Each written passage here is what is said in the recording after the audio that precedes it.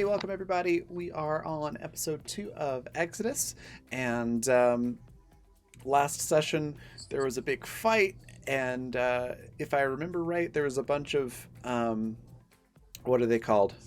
Um, Splicers? Yes. Thank you. My brain was like, what are words? That were like crawling all over the place that we had to get to. So it's gonna be interesting. Before we jump in to everything, though, I'm gonna let everybody introduce themselves and their characters, and then we'll pass it on to Vanessa. So starting with me, I play Niklaus, or Klaus, sort of a Dr. Jekyll and Mr. Hyde type situation. Klaus is the chaotic, aggressive, slightly homicidal, and by that I mean very homicidal, side of Niklaus. And Niklaus is very sort of reserved and smarmy and arrogant. He's a villain all the way around, but it's just the flavor, I guess. And then I'm Raven. I'm the creative director for the Raven Evermore, which is my brand for everything that I do, from tabletop design, streaming, obviously, voice acting, art, a whole bunch of other things. You can find out all about that at my link tree, which is going to be in chat. And then before I pass it on, I will say a quick word about sponsors. Fundamental RPG, Intrepid, and Grinding Coffee Company. You can find out all about them in chat. So there's a discount code there for Grinding Coffee Company. It's really good stuff. They roast it right before they ship it out, so it's really darn fresh. Fundamental RPG is my tabletop system. The second edition is available for pre-order through the end of February, and right at the end of February / early March is when it'll actually be fully released. So you can find that there. And then Intrepid is IRL adventuring gear, so outdoors wear, athletics wear, and casual stuff as well. Some accessories that have a tabletop theme to them. So it's cool stuff. Definitely go check those out. And then I will pass it on over to Rowan. Tell us a little bit about Pepper Ann and yourself. Hi, I'm Rowan. I'm a freelance illustrator and art educator. You can find my stuff at rowannorthillustrations.org, which I will be updating probably tomorrow I do have an event coming up next month. Both me and Raven do, actually.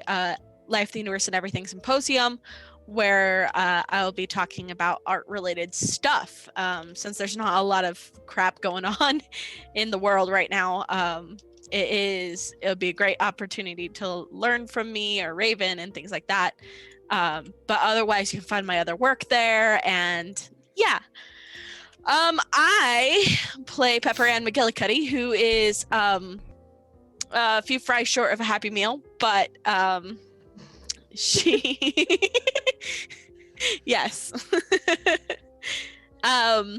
But she lived kind of a sheltered life and has kind of built a narrative for herself about living basically in the jungle, and that's how she has able to survive basically the apocalypse of Exodus. She has 2 dogs, two hunting dogs that are named Artemis and her name, and and she can communicate them through their brains. So yeah. Awesome. And then next we've got Yaz. Tell us a little bit about Bambi and yourself.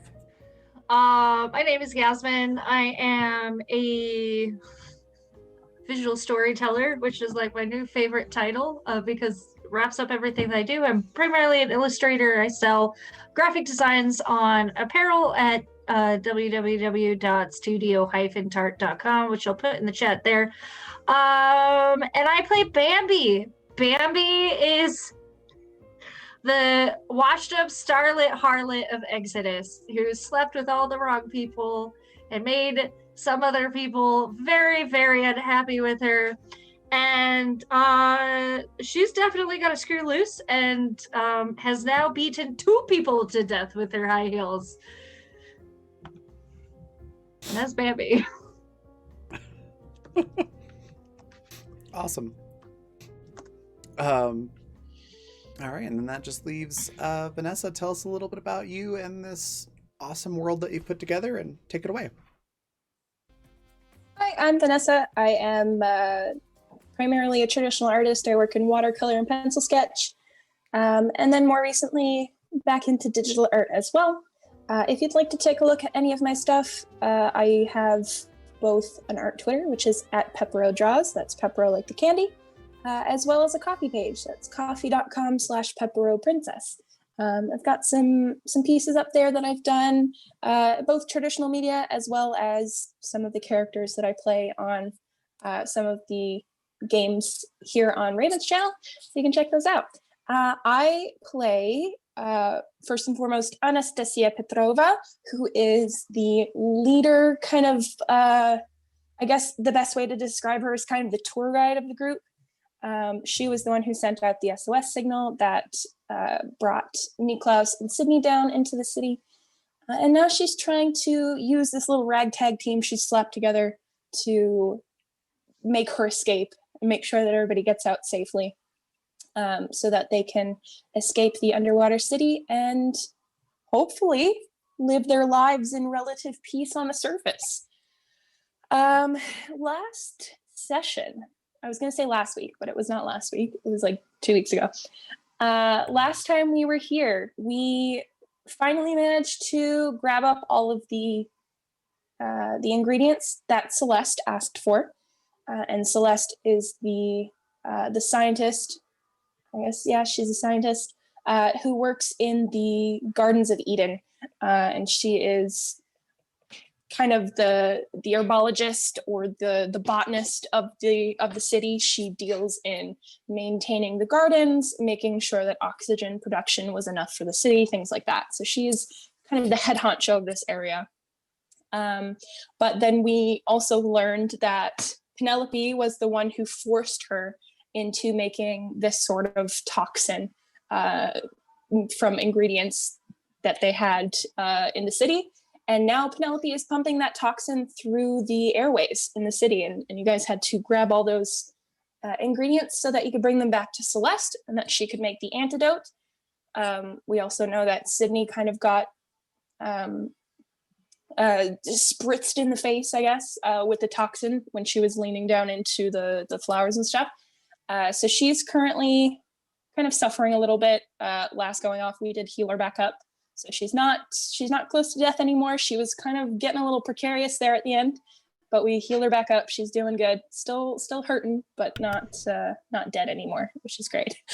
Not dead yet. Not dead yet. Not dead yet. See, eating Sid was totally fine. I beg to differ, but anyway, you guys made your way out of the I can never remember that word. What's the word? It's not atrium. Apiary. It's apiary. Oh, apiary. Yeah. Yeah. You guys made your way out of the apiary where you defeated this large man with bugs who was able to control these swarms of bugs from his hands. You managed to defeat him, and now you're on your way back to see Celeste with the ingredients. And then you come up on this site of these clouds, this like miasma kind of greenish fog that's kind of making its way, closing in all of the clean air. This is clearly the toxin that you guys are fighting against, as it kind of makes its way to the center towards Celeste's tower. And you also see that from the outside of this tower in the middle of the gardens, you see splicers who are scaling the sides of it and trying to get up to where Celeste's window is. You also remember that her door was locked on the inside, so you're fairly certain that they didn't get in that way, that she is still closed in. Pepper, you are acutely aware that your dogs are on the outside of that door. So if there are any splicers in the building, you better get there fast. But so far, it looks like these splicers are climbing the sides of the walls. There's like this big gnarled old tree on the outside of the tower as well, and they're like climbing up through the tree and like latching onto the side of the building, trying to use rocks to smash this glass. You can't see if it's working from here. All you can see is them like bringing their arms back and smashing into the glass. But yeah, so you guys are making your way towards this. Do you say anything, or do you just boot yourselves on in? Maybe we'll whistle. To get that's- their attention? No. Or just she's like a happy whistle? Woo wee kind of whistle. I can't whistle, or I would Wait, whistle. ooh. Woo. Yep. Okay. Yeah. Go ahead. No, go ahead. I didn't really have anything. Oh. If a lot of the splicers are trying to climb up the side of the building, I think Klaus might try to shoot some of them off with a pistol, just so they're not, getting in. Yeah. Just as like a reminder, none of them have seen you yet. Yeah. Oh, okay. So you could certainly sneak attack if you'd like what to. would Klaus? But what would Klaus do? WWKD. They have not seen you, but yes, that is a good point. What would Klaus do? Would he take that little sneaky edge, or would he shoot them and grab their attention? I think he'll sneak inside and try to make his way to the windows that they're trying to get in through. That's on the other side of a door that was not open to us. Mm-hmm.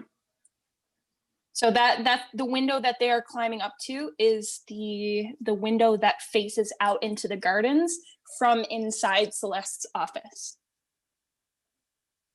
So that is specifically her office window. So Okay. not open to us. Not yet. So the However, only other option to stop them would be to climb up the side of the building after them and yank them down. Then, right? You could, if you would like to. I have an alternate question. Okay. So these, how fast did it take for the our party here to get up to see? It was Celeste, right? To see Celeste the first time.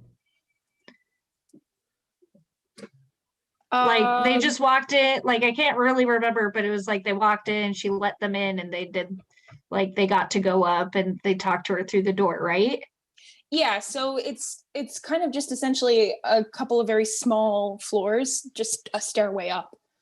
Okay. There's nothing preventing you from getting up to her office. It's just that her office door is locked. She Right. wouldn't let you in. Of course. So, are there splicers near the doorway? And is there any chance Bambi might know of a alternate entrance? You can't see any of them at the main entrance. It doesn't look like there are any kind of hanging around the door at all. I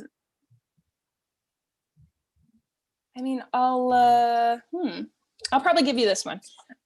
There's not really any other alternate entrance. Bambi would probably have been here before anyway, because this is just like a very small kind of outpost where Celeste works. Right. This is kind of like the hub of her research. So it's not a very large. I say quote unquote tower, but it's not like it's stories and stories high. Right. It's just kind of like this little outpost in the very middle where she can kind of look at all these different sections. All right. So, is Bambi still bleeding from the orifices? She was bleeding when we last left off, right? Yeah, Yeah. I believe so. All right, so then I'll get you to roll resistance. Let's see if she's still bleeding. All right, let me take a look. I promise all of these questions like lead up to like what's gonna happen. And don't forget, now you also have additional points in your character sheet, so don't forget to add those as well. Right. Also, Oh, as sorry. a heads up, we hit 5 interactions on the game tweet, so that was a D6 added to the cast pool, and I realized we weren't actually like on stream when that donation came in. So Michael didn't actually hear the excitement about it. Thank you, Michael, for the donation for the $8 to give advantage to a player. We're going to give it to whoever needs it most. I think is what we decided. Not Klaus. Except not Klaus. Except Klaus. Except for Klaus. Apparently. Yeah, apparently. Oh, Raven, don't act like you don't know exactly why that choice was made. All right. It's because Okay, I have Klaus a doesn't thing. need I have a thing. advantage. Okay, yeah, go on. Bambi made some good observations with no one in front of the door type thing. Pepper, if she's feeling her dog's panic, like she is going to start heading that way. It's beeline. Just beeline, like no sneaky kind of thinking of a plan. She is heading for her dogs. She takes off in a brisk run.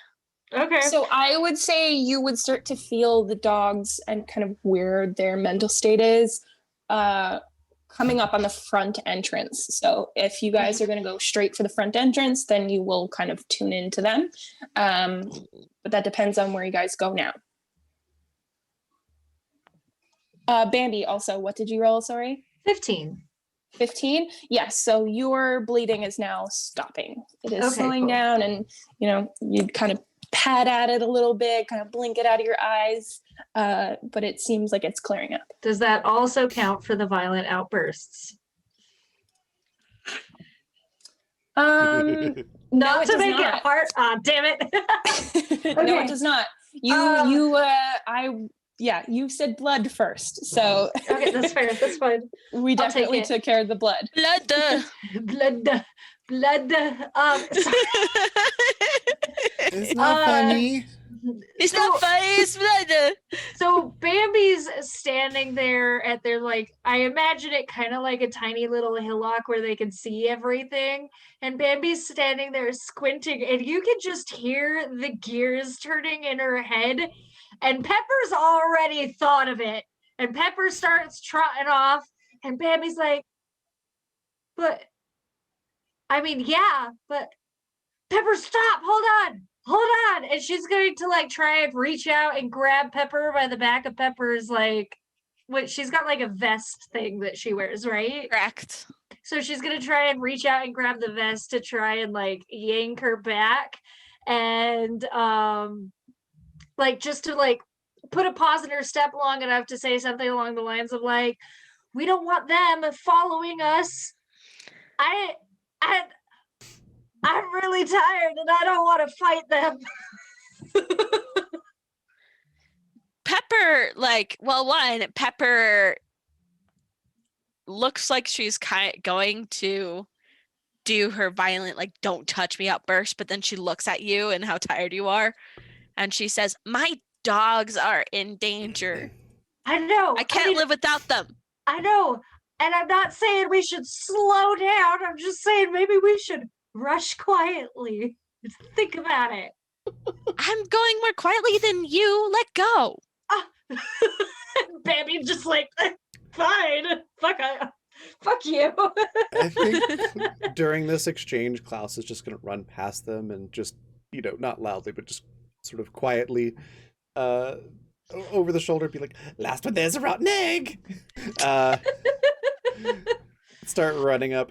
So the if I'm understanding this right, like you can get in the building, but like the office is closed and locked. Yes, or is it? It always has Yes. been. Yes, the office is at the top of the building. It's the one. It's not a very behind. tall one, but yeah. Gotcha. Okay, so So yeah, Klaus is they're gonna- climbing up the side with the window into the office. Okay, Klaus is gonna run in there and start looking for any type of weapon or tool that he can use to fight these things off. That might be, may or may not be quieter than a pistol. He doesn't really care. Right. Just looking for something. So you guys are just going for the door, okay? Yeah. Is that correct? But I mean, Um, Bambi's gonna try and be like at least quiet and keep an eye out on the others, like the enemies around them, Mhm. because she really she wiped.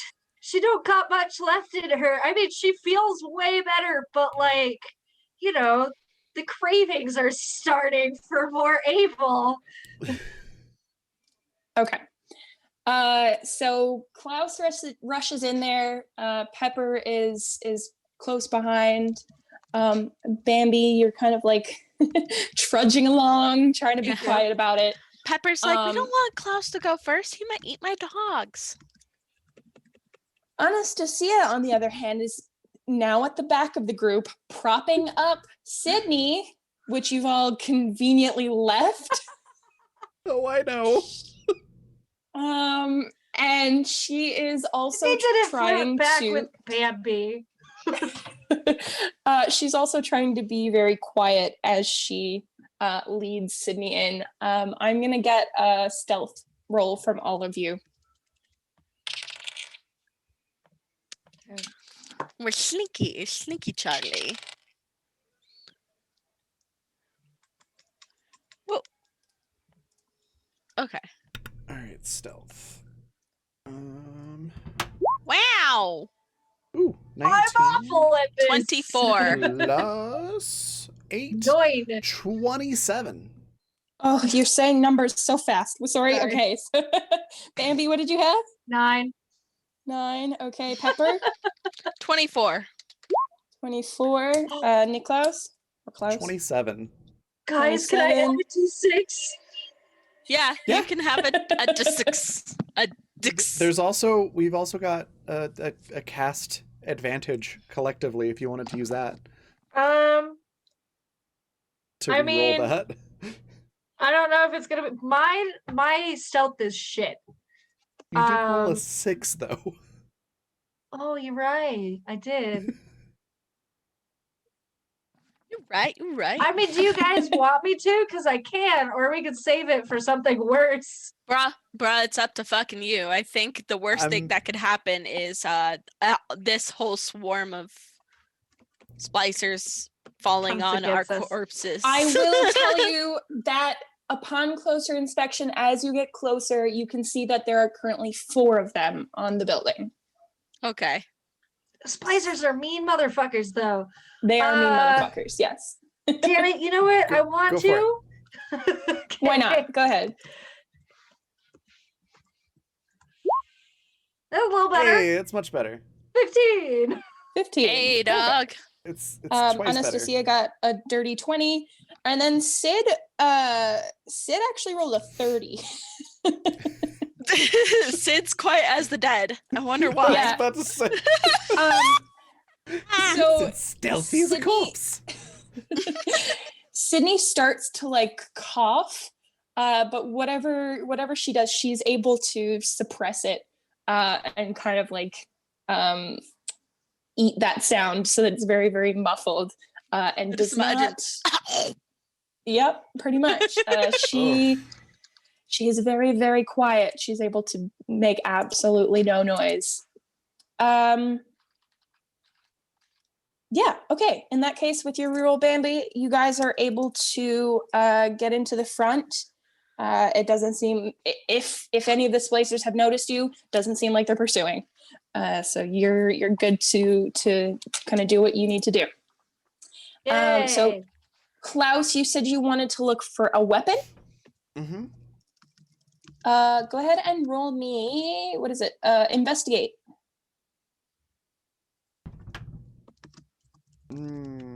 It's 15.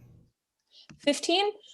So you start on the first floor and you look around the first floor. There's a couple of small rooms. It seems like this first level is probably the one that was most open to the public. So it's more so like an information kind of like, not quite museum, but you know how like a fluvarium or something like that would have like panels of information on the walls and like diagrams of different plants and things like that, or fish or whatever it is, with all information. That's the kind of vibe the first floor gives you. So there's like diagrams of different flowers from like the different sections of the gardens that you've seen, kind of giving you information on where they are typically found and, you know, their coloring and things like that. It doesn't seem as if there's anything here for you to use, but that's just the Okay. first floor. Okay. I'll head up to the second floor. Also, yeah, Rowan has redeemed 10,000 guild coins for advantage to anyone except Klaus. Everybody really said not today for Klaus. Not today. Not to ever. It's Klaus just can because stay you should- home today. You want to give it to those who actually need it. Sure, buddy. Right. if that's what you need to tell yourself, pal, sure. Yeah, so Anastasia is able to bring Sid in and kind of bring up the rear of the little group. Yeah, there's nothing out of place on the first floor. As I'm getting closer, can I use my plasmid to I don't know, check on my gun now that I can sense, not my gun, my dogs. I'm sorry. Yes, your psychic connection with your gun. Yeah. How are you doing today, buddy? Still only working half the time, huh? Mood. Damn. Rude. Yeah, now that you're inside, you kind of gain that connection back with your dogs. As you move further into the first floor, it gets stronger and stronger until you kind of feel that familiar sensation of them being connected to you. Okay. They do seem agitated. Yeah, I would like to see through their eyes, like what's going on. Are there splicers up there? What are they seeing? And kind of Yep. move them around if I need to. Okay, so you'd like to actually use your plasmid, is it? Yes. Okay, how many uses do you have left on it? 3. 3? Perfect. So you can Because use one now. I just took an able recently. Right. Awesome. So you use that and you are able to slip effortlessly into the minds of your dogs. Oh, and I don't And have you to are- roll for that, right? Nah, you're not trying to attack or anything like that. We're just kind of, I assume, is that correct? You just want to see where they are? I mean, I might move them around as needed, but I want to see through their eyes most specifically. All right. In that But case, they're my dogs, so Yeah. typically we don't and- have to roll too much with them. Yeah, I had you roll more specifically for things that you were trying to connect with in the walls, like rats and shit like that. Right. So in this particular instance, because these are animals that you are always connected to, I won't get you to roll for that because you're just trying to see through their eyes. Well, good, because I just rolled a 1 anyway. So. Yeah, well, you don't need to worry about that. Yeah. No, you slip effortlessly into the minds of your dogs. You kind of feel that agitation get much more heightened as you do so. And you are able to see that the dogs are watching as 2 splicers make their way up the top of the stairs towards the office. So they now have their eyes on 2 splicers. Beautiful. That's good. Yeah, Pepper actually will tell the group, there's 2 splicers up there.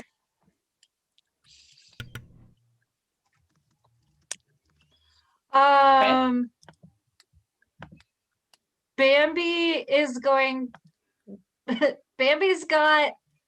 She shakes off her other heel, and in one hand she has a heel, and in the other hand she has her microphone with the cord wrapped around her arm. And she's like, well, I guess we ought to run faster, huh? Yeah, and but where are you at with your usage, by the way, Bambi? I know you're in rougher shape. Terribly. She's awful. No, I have 2 uses remaining. Okay. Because I know you're in a bad shape, but that doesn't... no, I don't have any uses remaining because I used the 2 on that epic mind control. Okay. Then Pepper goes ahead and gives you her hypo. She's like, here. That being said, I would just like to point out, Bambi, you do have an able hypo. I know. That's funny. We gave whatever. you one, remember? Yeah, I do know that. I was just gonna let that one slide. I know. Oh, okay. Well, that's knowledge for us. That's fine. That's knowledge for us. Bambi has already extended this hypo to you. So do you take it? Bambi looks at the evil hypo and at Pepper, and you see the first moral dilemma cross her face. Does she accept this? This is the first moral dilemma. Bambi goes to reach out for the able hypo and then closes Pepper's hands over it and like kind of does the kind gesture. She's like, thanks, but I got one. And she takes like a really deep breath and she reaches between her cleavage and pulls one out. And she looks so guilty about this. She's just like you knew it. You knew that she was gonna take it. And somewhere between Pepper very kindly handing it over and Bambi like looking at it, you know, somewhere in there she was like, she had like a change of heart. Yeah, Pepper's a little confused and surprised. She's like, oh, okay. And then Bambi will use her last able hypo. All right. So in doing that, you feel a little more invigorated. It's basically like, I guess we can compare it to an energy drink where you kind of feel like a little bit of borrowed time. Yeah. You're already so exhausted, but the able does as it is intended and kind of refreshes you a little bit. But you know that it's not going to last very long. That once you get to the end of these usages, you're probably going to crash a little harder. Oh yeah, definitely. Does it refill me to the top, or do I only get a specific number of uses for the able hypo? For the hypo, I think it replenishes all of them. Yeah. Sweet. Okay.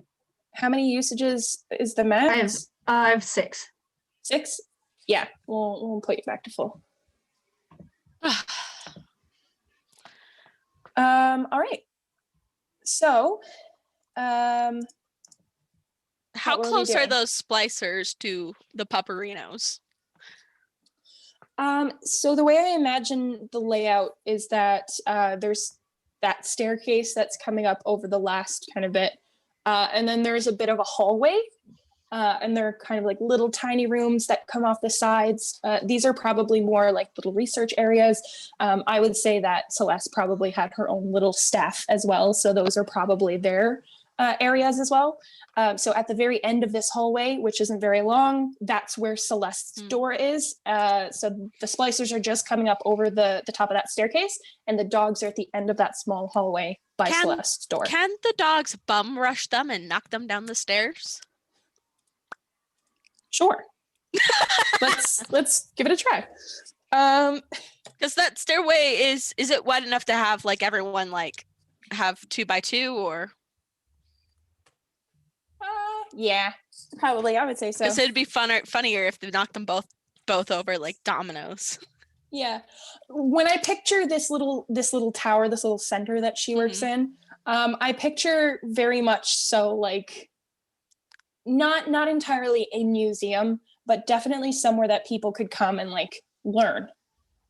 So it's got kind of the feeling of like a museum almost kind of deal. So yeah, the staircase is wider to accommodate more people who are going up and down the different levels.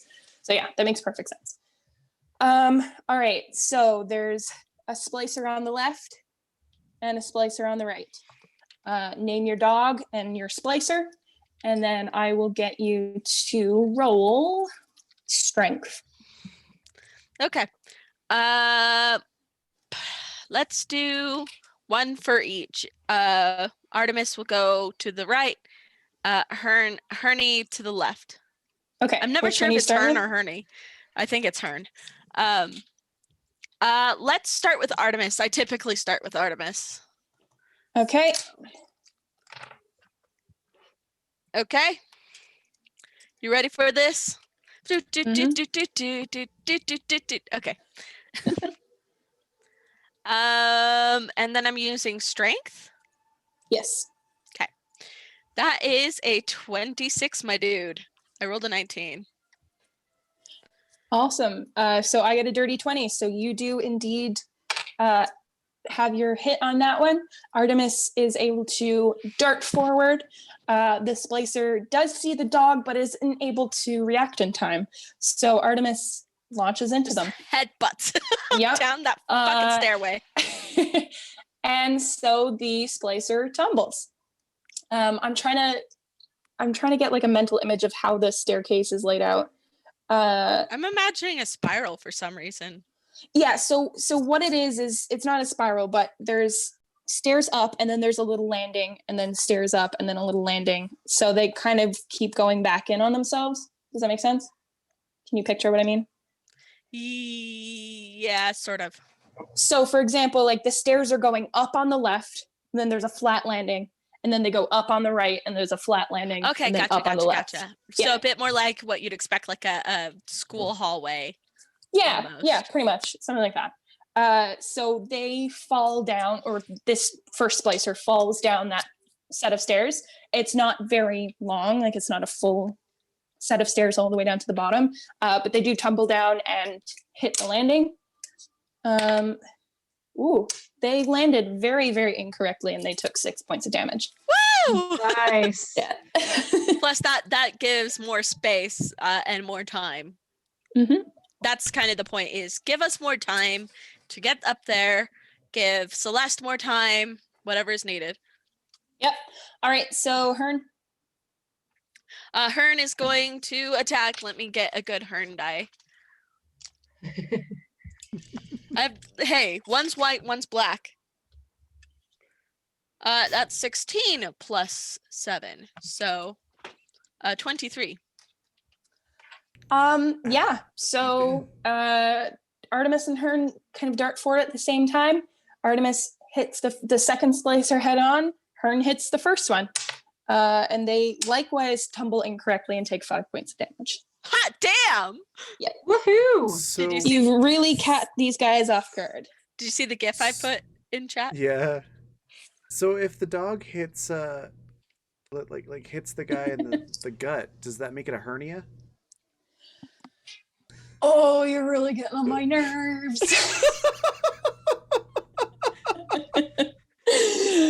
You're treading on thin ice, friend. Oh my. Yes, it does indeed make it a hernia. Okay, just checking. Yeah, for sure. They did not land correctly at all. That's straight up a hernia. That's why they took so much damage. So yeah, as you guys kind of ascend the stairs, assuming that's what you would like to do, are you climbing? Yes. Yep. Okay. As you continue up to the second level, you do faintly hear the sound of bodies tumbling down the stairs. And just like they're not screaming, but they're not being quiet about it. They're just like very loudly spouting profanities as they tumble. And then one starts to laugh. Bambi readjusts her grip on both of her improvised weapons and continues forward. Is Bambi still wearing one shoe? Or does she just have no shoes at She's all? kicked it off. She's barefoot now. Oh, okay. So she has one shoe in a hand and a mic in a hand and no shoes on her feet. It just, Got took no like shoes an on entire me. season for her to lose her heels. It's fine. Hey, listen, the fact that she kept them this long is it's a feat. Get it? It's a feat. Hey, I hate Aiden, you're rubbing off on me. The worst part about it is it wasn't intentional. It was an accidental pun. Yeah, I don't believe you, but okay. Well, let's just put one foot in front of the other and keep going. Oh my god, boy. guys, margarita in your nose is not a good thing. No. it's Yasmin. not. Question. Did Klaus ever make it to the second floor during all of this? Yes. Okay. Can You look around went up for what- first, right? Yeah. Yeah, looked for okay. stuff on the first floor, then was looking for weapons on the second floor. You can roll investigate while I decide what is on the second floor. Got it. I know. You hearing the shouting of the guys who are rolling down the stairs. 22. 22. All right, so you get to the next floor a little bit ahead of everybody else. And the second floor it's similar to the first floor in that it has like information and things. Mhm. But I would say instead of just like posters and things like that depicting different types of flowers, you're starting to get into more items, which are in glass cases. So not flowers, but still along that line, diagrams of like different types of trees that they've kind of imported. Like for the kids, like how moss grows on rocks and stuff like that. So there are more concrete pieces in glass containers, but nothing specifically weapon. There are no like guns or anything. You could certainly try to take something out of a case and use it as like a melee weapon, but other than that, no guns. Okay. Yeah, Klaus is just going through being like, boring, useless, also boring. There's nothing good up here.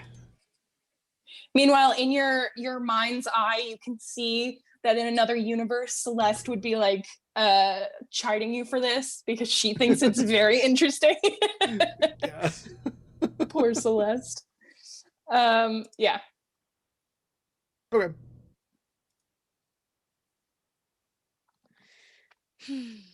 Are you So, yeah, guys that's- searching as well with Klaus, or are you just making Bambi's your way just out of like trying to like pinpoint where the sound is.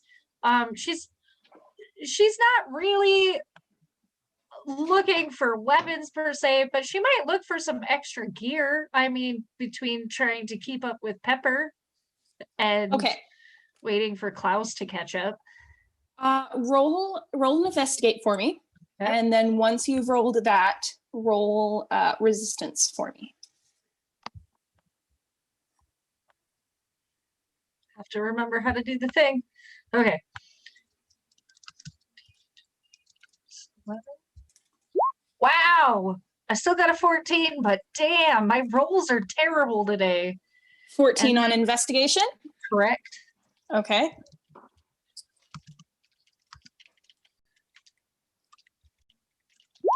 19 on resistance. 19 on resistance. All right. Can So I as you switch though? Oh wait, no, I can't. No, unfortunately not. Resistance is my lower stat. No, you hit what you needed. That's fine. Okay, cool. So as for investigation, you go through, just like Klaus, you don't find anything that's like heavy duty. There's no guns or weapons or anything. You find like a little granola bar or something tucked in behind one of the display cases that's unopened that you can take if you like, just like a little snack. Yeah. But you see a lot of the same stuff. It's just dioramas and things in cases pretty much. However, as you are making your way through and you're not finding anything, it doesn't seem to make you angry anymore. None of this sets off your anger. Your mood kind of stabilizes a little bit more, and you kind of sigh this little bit of relief from this anger that you've been experiencing. So that is now gone. Oh, good. You're not experiencing that anymore. Yay! I feel sudden relief. Mhm. I can be a Zen goddess again, guys. Beautiful. I don't think Pepper's gonna look. I think she's gonna head straight up because her dogs are up there. All right. Oh, excuse me. I mean, would you she like to knows do anything with exactly- the dogs, or I mean, the dogs are probably guarding like the top of the stairs, ready to knock them down again. as if they head up there. Pepper still has the bear trap, doesn't she? Did she pick it I up? forgot about that. Did I forget about it? I 'Cause- forgot about it. I was gonna say, I forgot about it. Because I'm So pretty did sure I. Pepper picked it up and has been bringing it with her. She's just In her looking bag. at this bear trap. Like she's used to carrying her whole home on her back. So I mean, It's valid. and her strength is +8. So All right, yeah, it's I'll leave that up to you because I don't remember. If you would have thought that she would pick it back up, then sure. oh, absolutely. So yeah, so instead of worrying about the elephant gun, because I mean the elephant gun does a lot of damage, but also it is unreliable. She wants to get these fuckers as soon as possible. So yeah, she pulls that out and she's gonna, swing it like a morning star as she runs up the stairs. Especially now that there's nobody quite behind her. Okay. Sorry, I'm just writing down the order that we've been rolling in. Just so that I don't forget and everybody gets a turn.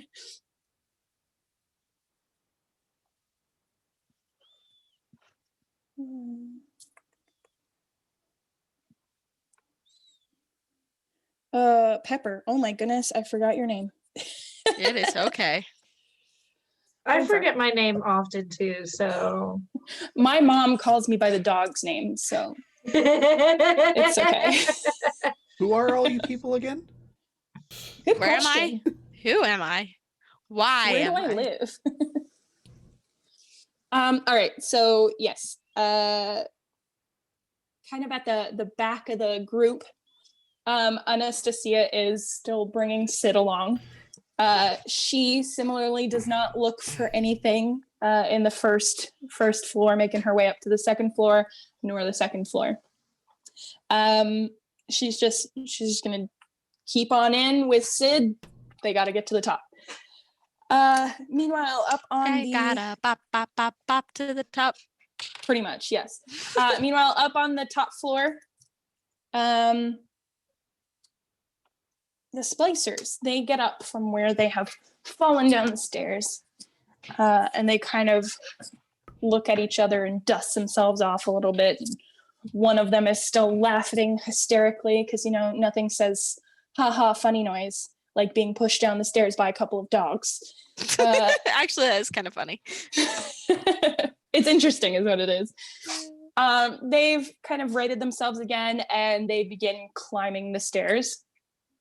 One of them, not the one who's laughing, the other guy, takes his hand and like pushes his sleeves up his arms so that they're sitting at his elbows.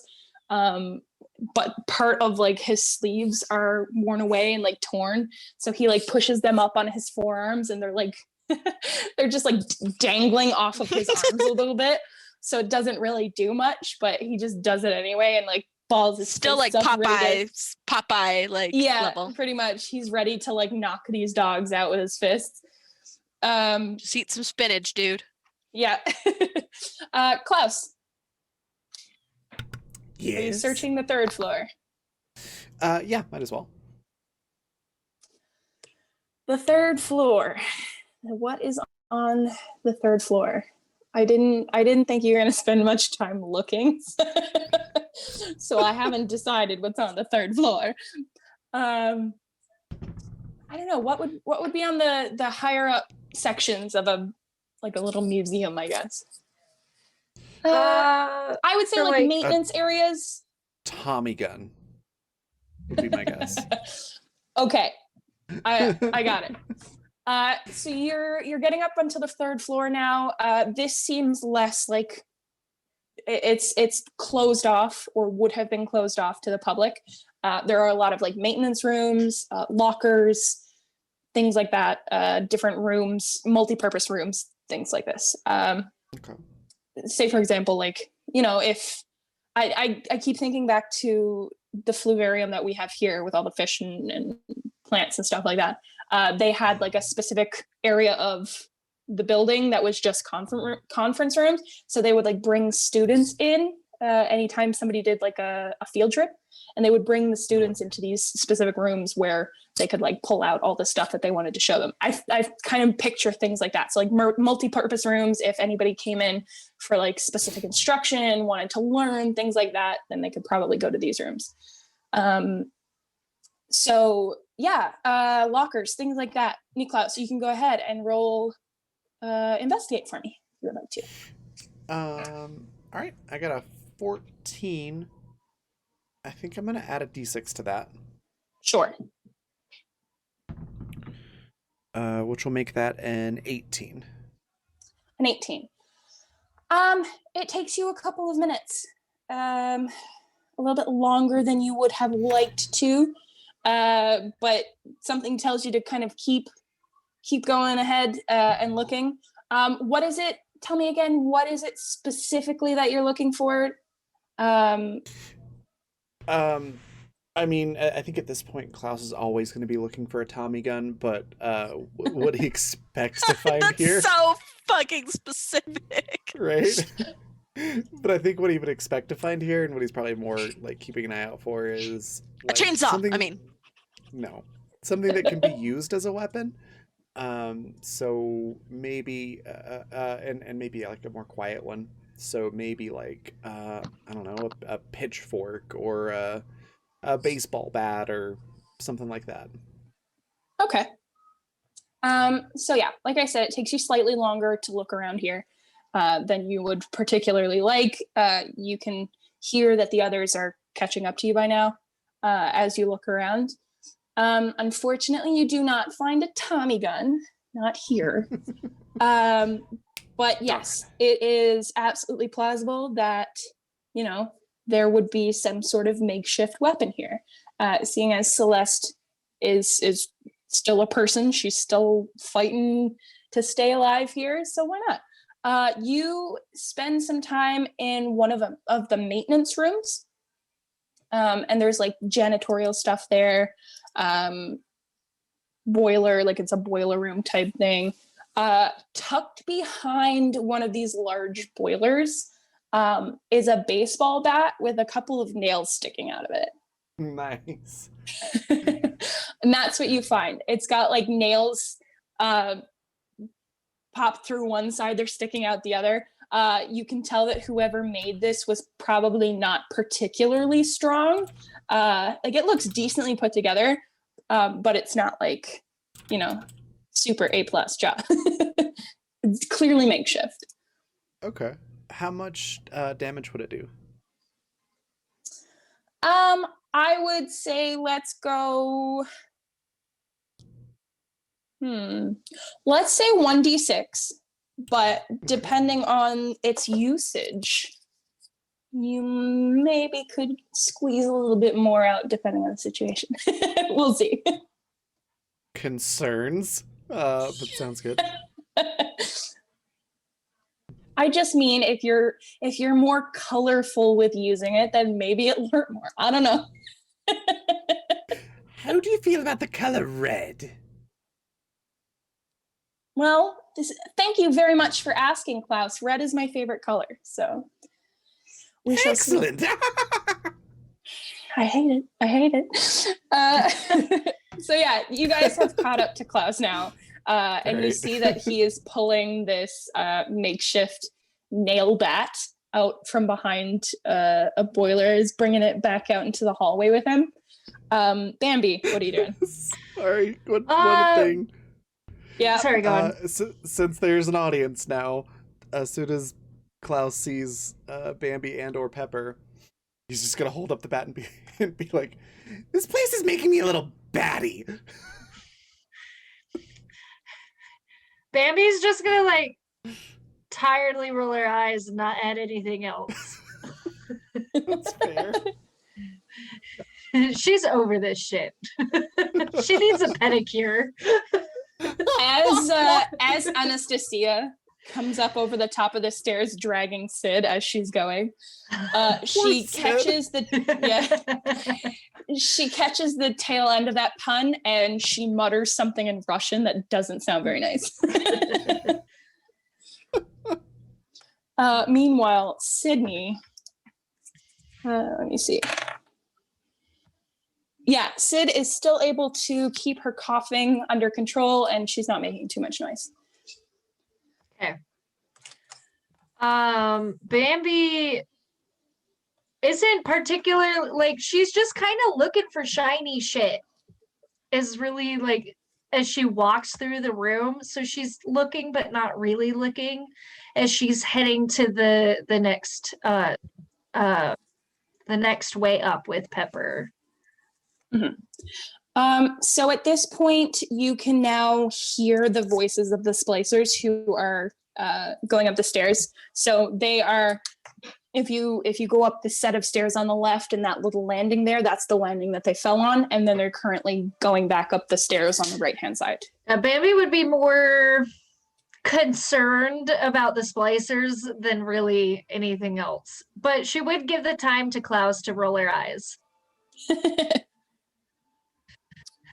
And mentally make a note that somebody owes her a back massage. So she follows closely behind Pepper. Okay. Well, and Hopefully Pepper, not close. Pepper is to be like, oh, if she's that close, not swing the thing. I mean, she's not gonna be like breathing down Pepper's back. She knows how Pepper is. She knows. That's yeah. just funny. Yeah, so you guys continue on. Pepper, you're very close to your dogs now. So it's absolutely no issue at all for you to see what they're seeing, to kind of feel them. They're on the next level above you. I was just saying that it's the staircase up on the left, the little landing that the splicers fell onto, and now they're going up the right side again. So you're right there. You guys can hear them now. Okay. So I can hear them, not see them yet. Yes. Okay. Yeah, so these guys are ready to pummel the dogs. Yes. Pepper is mostly once again focusing on going up the stairs. The dogs, I mean, knocking them down the stairs was very effective last time. Yeah, they'll be more prepared this time, but they back up in preparation to bum rush them again if they get there before we get there. So yeah, you guys are kind of moving ahead. Anastasia and Sid are just staying at the rear. Anastasia is just making sure that Sid's all good. There are people ahead of her, so she's going to let you guys do what you got to do ahead of her until the last minute, when she would probably need to put Sid down to engage in a fight or anything like that. So she's just kind of waiting it out, see what you guys do first. The splicers, yeah, they start to come up the stairs. You can, Pepper, through their eyes, you can see them begin to smile. They look relatively the same as just about any other splicer you've seen. They're missing sections of skin and skin that's weeping and all this. The one thing that you do notice, however, is that the one on the left, the guy who's smiling and kind of rolling up his sleeves, or trying to, the most striking thing about this one is that his face looks relatively untouched. He's not similar to the other splicers in the way their faces droop, or they've got like sores or extra skin and cysts and things like that. His face looks relatively untouched. And it's really interesting to see that juxtaposition between how crazy he's clearly become because of this substance that he's been abusing. The rest of him is absolutely disgusting, just like any other splicer. But seeing that humanity kind of juxtaposed against what you know to be the truth it's kind of jarring almost if you think about it. And that's what your dogs are seeing. They're seeing this person with a relatively human face. But yeah, they get to the top of the stairs. What about you guys? Are you just making your way straight up the staircase? Bambi is I assume behind Pepper Okay. will be, but she would stop if Pepper stops.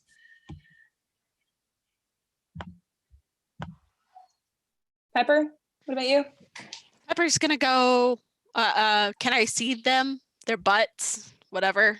At this No, point. so they're at the top of the right-hand staircase going upwards. Have you started, I guess is the better question. Have you started up the stairs yet? You'll be able to see them once you get to the landing, but as you're Yes. making your way up the left side of the staircase, you won't be able to see them. Yes. Pepper is making her way up. She kind of has a plan for when she gets to that landing. Okay, Niklaus, you were kind of leading up the group. Are you letting Pepper go ahead of you, or are you still continuing to lead the group up? I think Klaus is just taking a moderate pace going up the stairs, but if Pepper Ann like wants to pass Klaus, I don't think he's gonna like try and speed up or anything. He'll He's not let gonna her be go that forward. jerk. He's not gonna be that jerk when driving, where it's like you try to pass them, but then they speed up, and then Yeah, he's indifferent. So like if Pepper All Ann right, so wants to go Pepper- faster, it's yeah, fine. Pepper wants to go past him because she has a plan. Okay. So Um, yeah, you go ahead and take the lead on this one. Bambi, do you continue up directly behind Pepper, or do you kind of chill it with Niklaus? No, she wants to get to the objective. A couple of splicers out and about is not doesn't bode well in her mind. Okay. So this is the order I want to do things in. I want to see if this is possible. I want Pepper to set the bear trap at the bottom of the stairs on that landing, like the bottom of that last flight of stairs, Yeah, and then have the dogs push them down again into the bear trap. right. Nice. I'm here All right. for this. And then Pepper will back up and be there with the elephant gun when they Bambi hit will that landing. Freaking help. Like, that's what I want to do. Is it possible? Yeah, I mean, as long as you're stealthy enough for it, I don't see why not. So I'm gonna get you to roll stealth for me. Bruh, that's an 18 plus my pretty awesome 8 stealth. So 26. Is that stealthy enough? 26. I'll just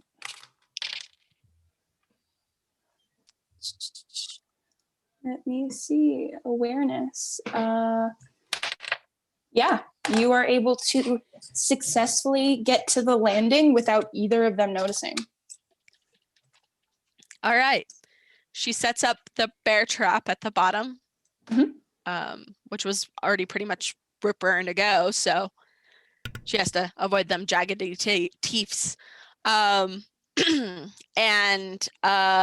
then she backs off, kind of signals everyone to kind of, keep at the other side of the landing with her, and then sets up with her elephant gun as the dogs bum rush. All right. So same concept. I would assume that Artemis is sticking with the same splicer. Yes. Yeah. Or no, it looks like she is, but then they switch it off the next minute to throw them off because now the splicers know to expect them. So I think they start like they're going to just do the same thing, but then they switch. Okay. So put Artemis here and Hearn here. Oh, perfect. All right. So which dog are you rolling first? Artemis. Artemis? All right, you can go ahead. That is a 4. I don't know if that's gonna be enough. 4 plus 7. Nope, So this 11. guy got a dirty 20. So Whoa. In this particular instance, Artemis jumps forward again, looking to kind of replicate the results that they got the first time. And unfortunately, this splicer, kind of expecting that, and even with the switch up, is able to keep his eyes on Artemis and is able to anticipate that coming. So you can go ahead on Hearn as well. Okay, Hearn got 23.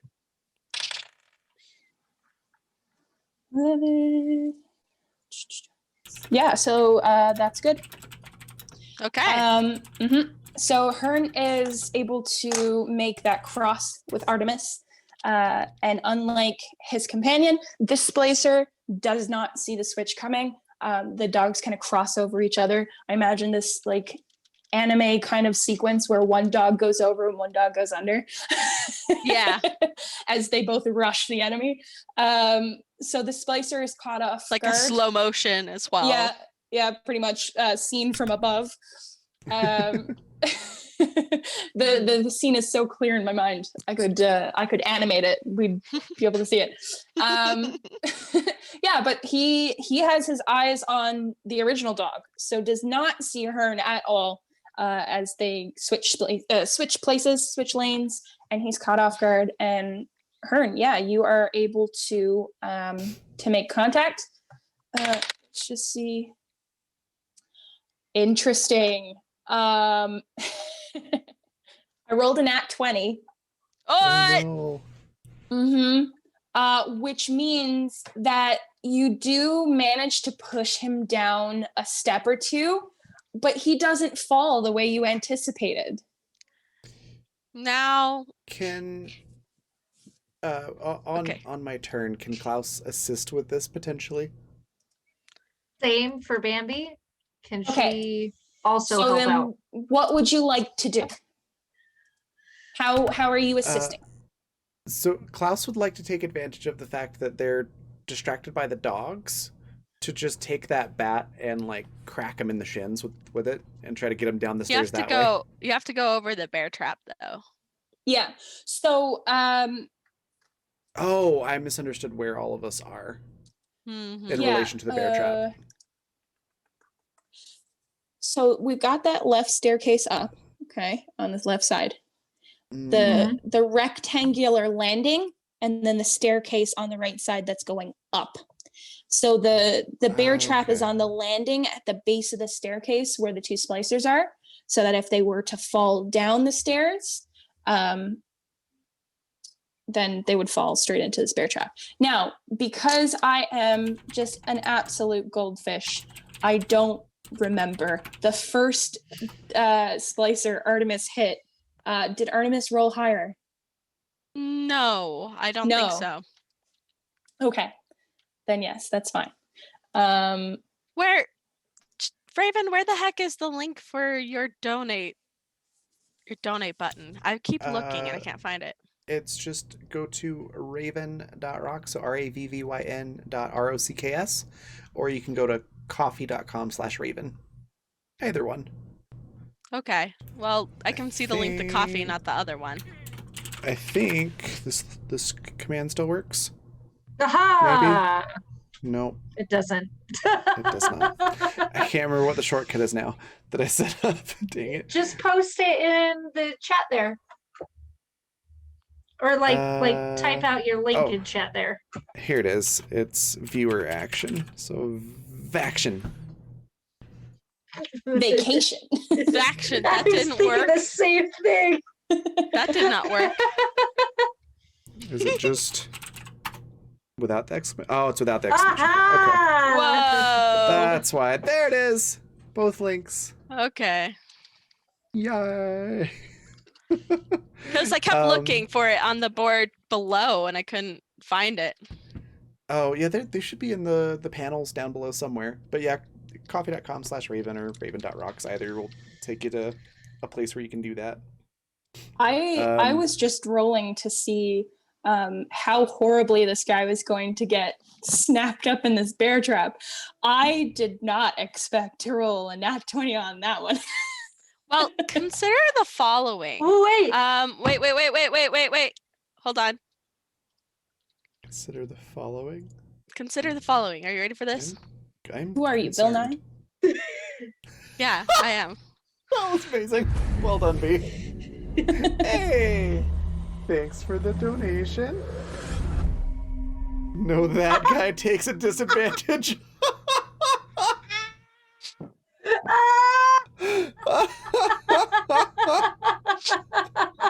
I will allow it. Oh my gosh. That's what I've and been all trying to I'm- do, but I was here all slow, and I'm like, Oh, this is no. anticlimactic. Thank you so much, Rowan. Also, all I can think of now is just his leg. It's caught in a bear trap. The Amazing. Shia LaBeouf song. Amazing. So yes, I did not re-roll a nat 20. So our little dog friend catapults, bum rushes into this splicer, whose companion was quick enough to recognize what was happening and did not fall down the stairs. This guy, on the other hand, stumbles back. He's certain that his feet are fully planted on the stairs. He feels like he's not going anywhere. You can kind of see that reaction on his face of like, haha, stupid mutt, thought you could get me.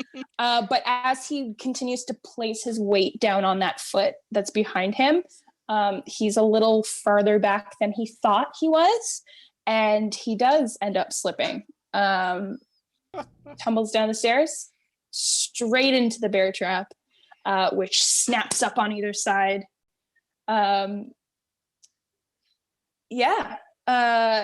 These two sides of the bear trap snap closed, and the teeth dig very quickly into his flesh. And he's turned up on his side so that it's rather than directly on either side, it's like one portion in the front of his chest, and then the other side slams in on his back. Ooh. And you can physically see it as the metal teeth rip through his flesh. It gives you very much the idea that he is softer and probably not as well put together as a regular human being, as these teeth dig just far more into the flesh as you would have anticipated. And he lets out a humongous shriek, which garners the attention of the other splicer for just a moment until he's like, wait a second, I don't give a fuck, and turns his attention back to the dog. And as his companion is laying on the ground in this bear trap screaming, the splicer at the top of the stairs starts singing, and you almost get the idea that he's trying to like harmonize with the screams of this guy in the bear trap. Oh my God. Yeah. Well, okay. I guess my turn was the dog, so I will stop there because I can't attack and do the dogs at the same time. Yeah, so Anastasia is taking a rain check on this one. Can't blame her. Yasmin, what did you want to do? So Come on in, there's- darling. What do you need?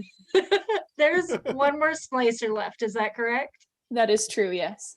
Well, I mean, Um, this guy's still alive, just screaming. He's still alive. Yeah, he's just incapacitated at the moment.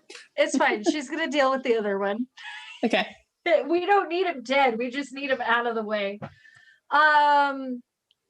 So Bambi is in an albeit tired voice.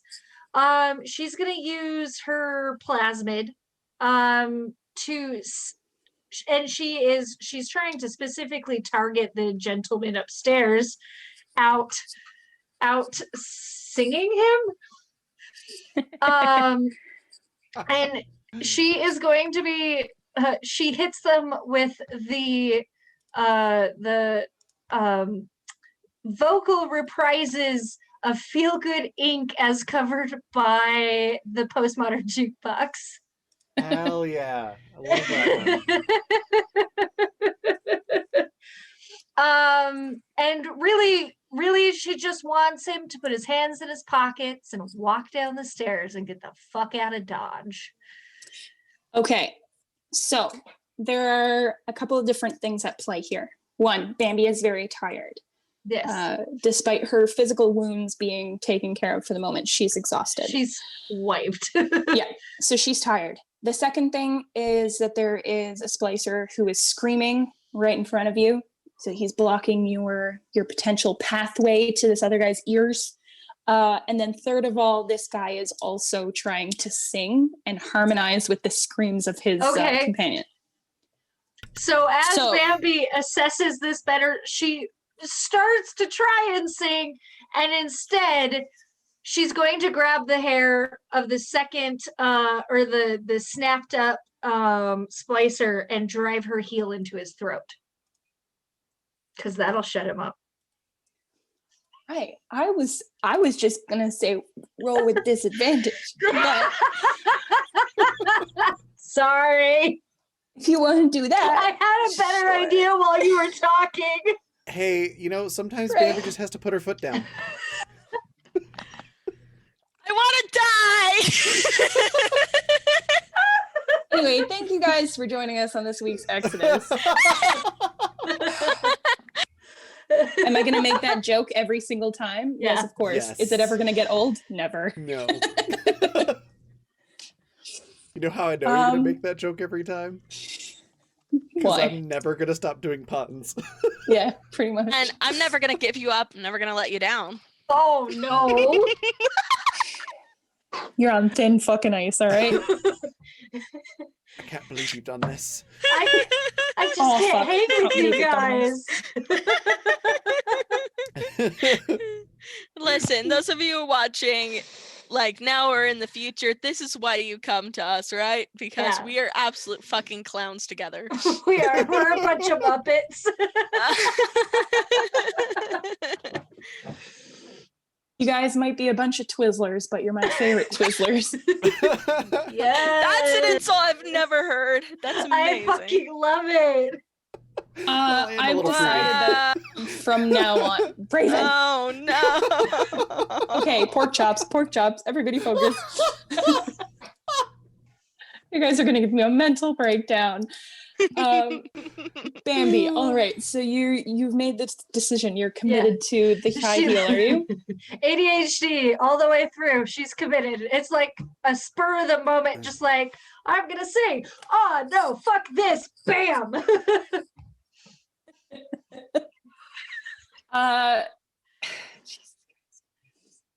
I'll get you to roll strength for me, and I'm going to roll against you with disadvantage, obviously, because this guy is in a bear trap.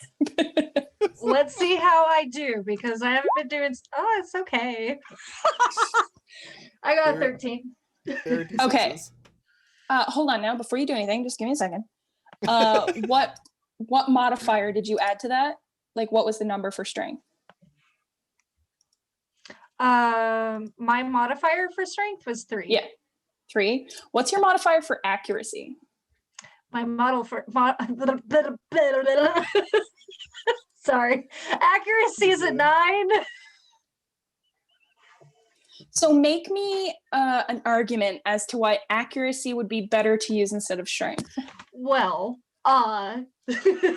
accuracy instead of strength is better because, first of all, the neck tissue is very thin.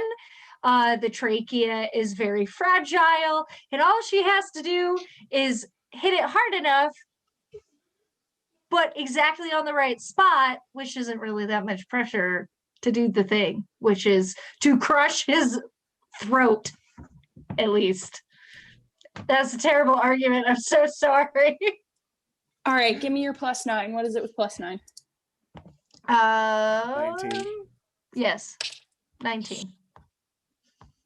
Oh my God, you guys. Did you get a 20 again?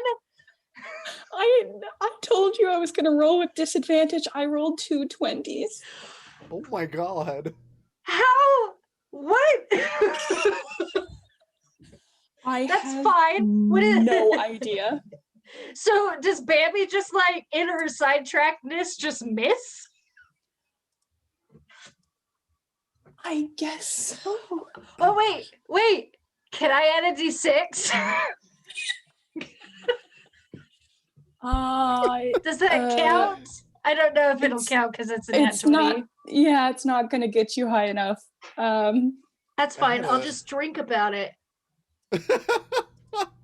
I had a great line for Klaus too. If you'd actually done that, Klaus was just gonna be like, "That first step's rough, but the second one, whew, that's a doozy." All right, roll accuracy again for me. Okay. Ow! Seltzer up the nose. Oh Did you my literally crack god! yourself up? I got a 16. That was worse than the last one. If you roll Yes, 20 it's again, I'm 16 is fine. 16 is fine. So the way this plays out, is you go to kind of bring your foot down on this guy's throat or your high heel the first time, and while he is screeching at the top of his lungs in pain, for some reason this like absolute agony that he is in right now brings him just a moment of like insane clarity. So he sees you coming down with the shoe and he's like, oh shit, gotta dodge it. So he like moves himself just slightly out of your way, and you are unfortunate enough to slam your high heel down just next to his throat. But you know, as this is infuriating to you, even though you're not experiencing any rage symptoms, it would be infuriating to anybody because, you know, this is such an obvious target. You lift your shoe once again, and this clarity that he has experienced now leaves him. He's too consumed by his pain once again. You bring your shoe down smack in the middle of his throat and are able to pierce through. I'm going to get you to roll me for damage, and considering the nature and the placement of the wound, you can go ahead and roll me 2d6. Yes. 9. 9. All right. So your shoe is now stuck in this guy's throat. You thought that it was going to be easy in and out. Unfortunately, you kind of lose your grasp as the blood kind of wells up around the shoe and it slicks your hand. And you're unable to like pull it directly out of his neck. So he is now screaming, but through nothing but gurgling. Bambi, as like a non-action thing, can Bambi just wipe her hands on his shirt? On his shirt, sure. You reach down and unfortunately not able to kind of wipe that blood directly on his chest because part of a bear trap is sticking into it. So you like bring your hand down and you wait, and you're like, oh, wait a second, that's probably not going to do anything. So you move over and like use his sleeve, just like wipe your hand off on his sleeve. Pretty much. She's like, okay. Meanwhile, he's like gurgling, trying to breathe through now this hole in his neck. But his screaming has stopped. He's just making loud gurgling noises now. The splicer at the top of the stairs, however, kind of like turns around briefly and looks down and stops his harmonizing and just kind of gives you a weird look as if to say, hey, who cut out the music? Like, she's just going to blow him a kiss. That's all. Because he I think winks at you. That's my whole turn. He winks at you. Oh, good. I would also like to point out that when he turns around to look at you, this looks like a normal man. His face seems totally intact. But however, it does not seem like anyone you've slept with before, so Oh, good. you don't recognize him. Oh, good. Well, that's the qualifier. Niklaus. Klaus, what are you doing? So Klaus is first going to look at Bambi and go, there you go, that's the kicker. And since that one is, pretty much dispatched, Klaus is gonna go run it up the stairs after the other guy. Like winding the bat like an exaggerated baseball player trying to, hit a ball. So literally running up the stairs while winding up with the bat. All right, roll me strength. All right. Probably like humming the "Take Me Out to the Ball Game" song or something like that. Of course. Ooh. 19 plus 3. 22. You swing and you miss, and you miss, and you swing and you miss. Yeah, no, you do not actually make contact. This guy, as he turns around to look at Bambi, give her a wink, he sees you coming up the stairs, and is able to kind of dodge out of your way as you bring down this baseball bat that you're swinging. And we're gonna chalk it up to the fact that you cannot be serious for long enough not to sing at him. Of course not. So that what? I said, of course not. Could I add a d6 to this? Would that help? You certainly can, yes. Okay.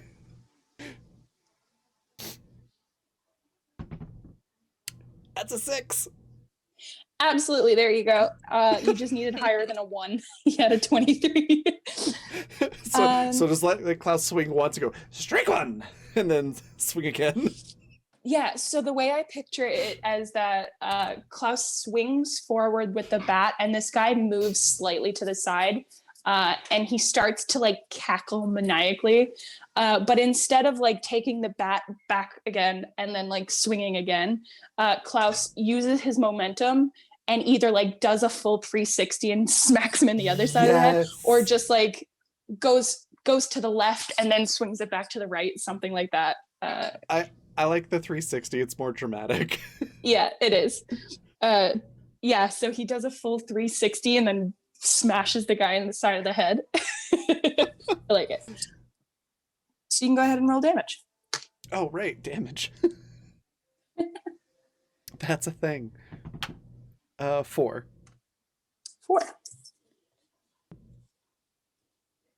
All right. Let me just see. The guy stumbles. He doesn't fall, but he's now in a bit more of a difficult situation because he's off balance. Okay. All right, Bambi, what are you doing? Bambi's going to tiredly walk up the staircase because she doesn't have the energy for anything more than that. And now that it's quiet as she is walking up the staircase, she would like to launch into her Feel Good Inc. song. All right, roll. What was it? Do we roll for your siren song, or do we just focus on a single person? Because it's an area attack, right? Yeah, it's essentially. Yeah. Okay. So never mind. All you needed to do was roll higher than a 2 anyway, because I rolled a 2 on resistance. No. Yeah. So you are able to sing now that things are quiet, and just like that, he falls under your spell. Now, Pepper, with your dogs, Yes. you're preparing to do this kind of dance with these splicers, and then suddenly Klaus and Bambi have kind of opened you up a little bit more. There is now only one splicer that you need to be concerned with. One splicer, 2 dogs, and now Bambi has immobilized him. Yep. So she's just, and instead of trying to drive him to walk away, she just has him standing still. sweet. Okay. So the dogs now have an opening if you so choose to do that. Yeah, let's have Hearn is gonna go for the throat. Artemis Okay. is like backed off when Niklaus came in with the bat, because honestly, who wouldn't back off when you see this crazy man coming in with a bat? All right. So the way this is Not the working here splicer, now. that's for sure. Yeah. Yeah. The way this is kind of working is he's already failed his initial resistance, which means he can no longer do anything to kind of counter what you are doing. Okay. So yeah, if this were a second turn, then he would have to roll that again and would have the chance to break out and stop you. However, he's literally just been put on this spell. So So do I I do roll? not. Do I roll with advantage or don't have to roll at all? I don't require you to roll because there's nothing Okay. he can do. So you can go ahead and roll me for damage. Fabs. Good, because I rolled a 2. You always say I don't need to roll when I make the worst rolls. It's amazing. Okay, that's it's 1d6 for the dogs, I believe. So 1 each, yeah. yes, so 4. 4. Okay. And then I do believe we said that if Pepper doesn't attack, both dogs are able. Would you like to use Yes. Artemis as well? Yes, let's do Artemis as well because Pepper's down there. She was ready with the elephant gun, but this guy is down for the count and Mhm. she kind of stands up like, "Oh." So, yeah, let's do Artemis. Artemis will try to send him to his knees. Sure. That's also a 4.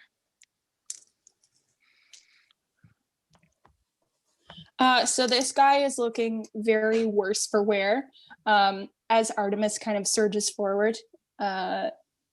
Absolutely no resistance whatsoever. Very thoroughly under Bambi's control.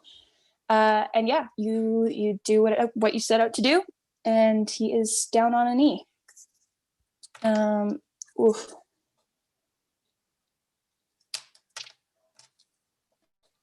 Okay. Had to make a couple rolls there. That's fine. I'm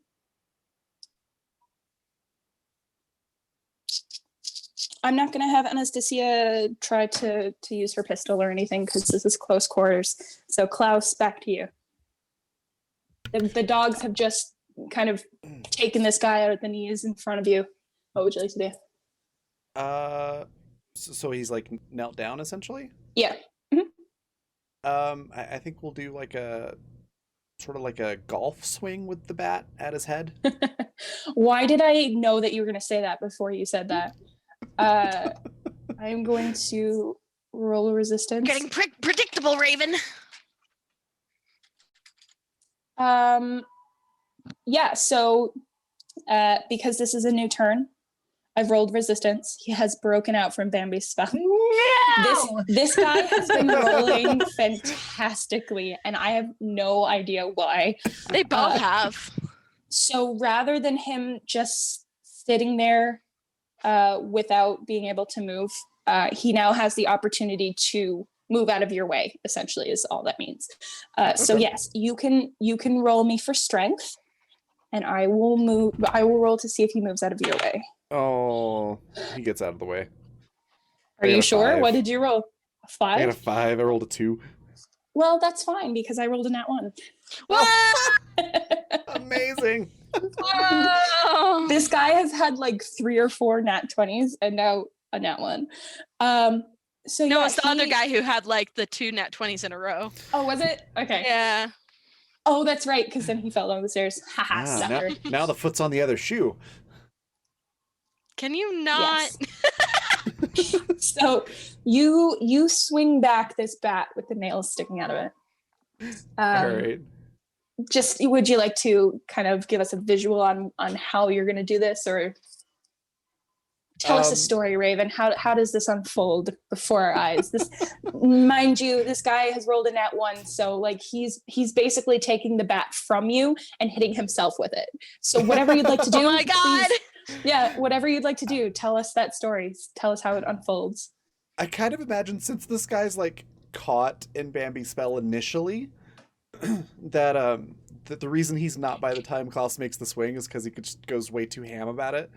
So imagine like lifting his foot and like tapping his shoe with the bat, like he's some baseball player at the plate, and like points the baseball bat off in the no. distance, like, yep, calling the ball's going right there, and then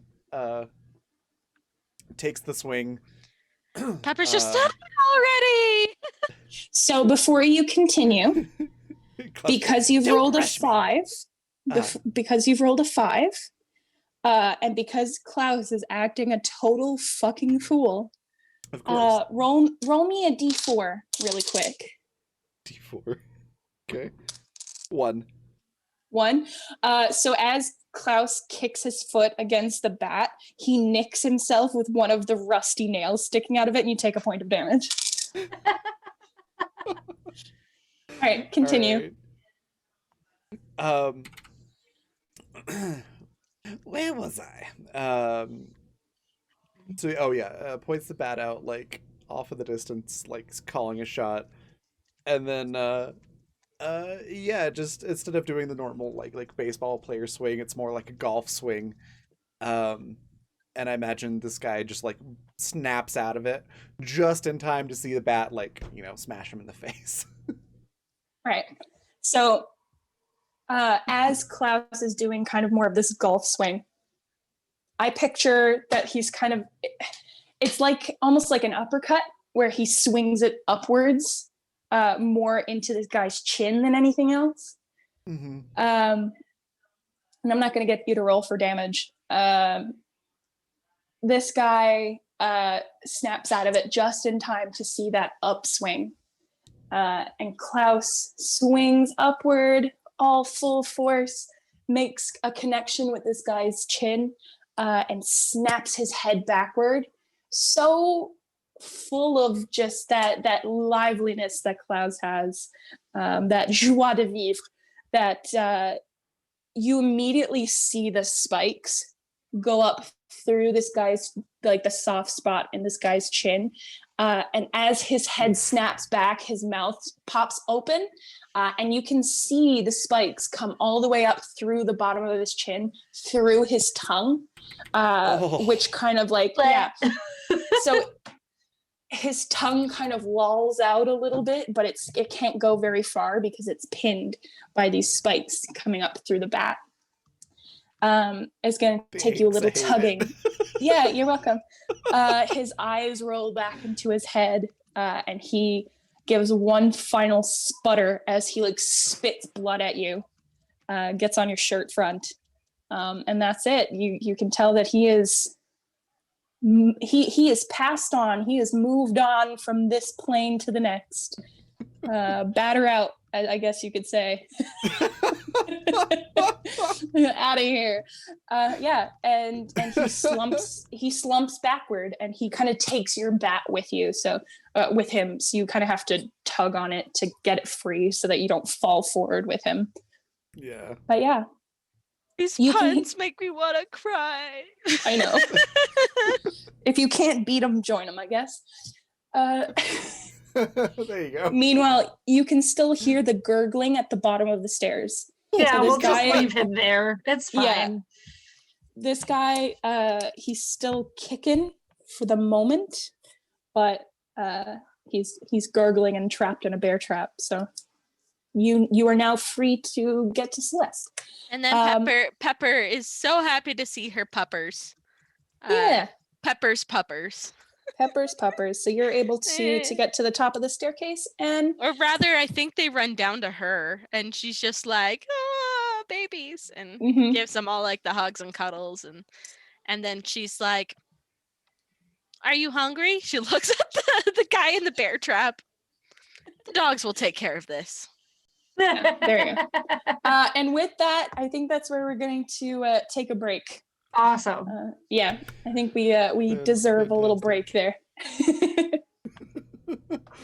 We can have a little break as a treat. As a treat. Yeah, we're going to take about a 10-minute break, so go stretch your legs, hydrate, grab a snack, take care of yourself, and head back here in about 10 minutes, because we'll be right back.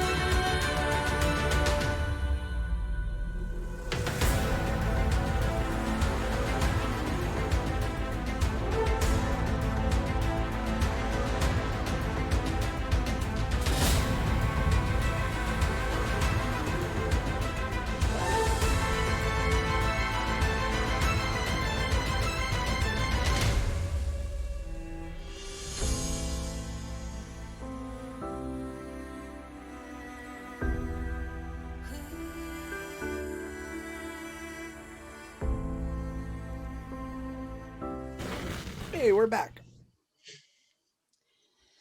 Sorry it took so long. We were associating My Hero Academia. I thought I said macadamia. Wow.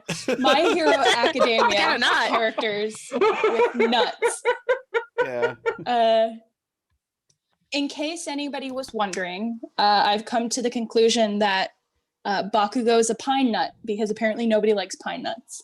Except me. Deku is a walnut. Yeah, but you also play Klaus, so you don't matter. Even matters. I'm sorry, that was rude. Wow. Take it back. I take it back. I take it back. No, but despite you being lovely, apparently your taste in tree nuts is not. So Bakugo is a pine nut. Deku is a walnut, and All Might is a pistachio because pistachios are great. But back to the game at hand.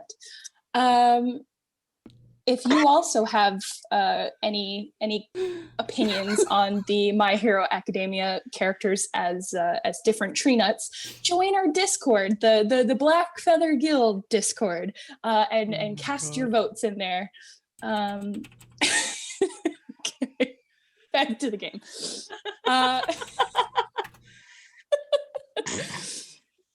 There we go. There's the Discord. And you were saying Klaus was nuts. You couldn't just let this one pass, could you? Just one moment of peace. Absolutely not. No. So before peanuts the break, are legumes.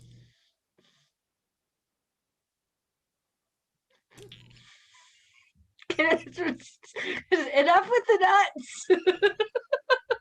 Can we just put our nuts away? Just go get him back in the pants and All right, I'm done. oh my gosh. Pork chops. So, you okay, Vanessa? perhaps you guys can self-GM this time. I don't know. No, we need you. Suddenly, I feel like I'm no longer required here. No, you're the one that has to wrangle this herd of cats.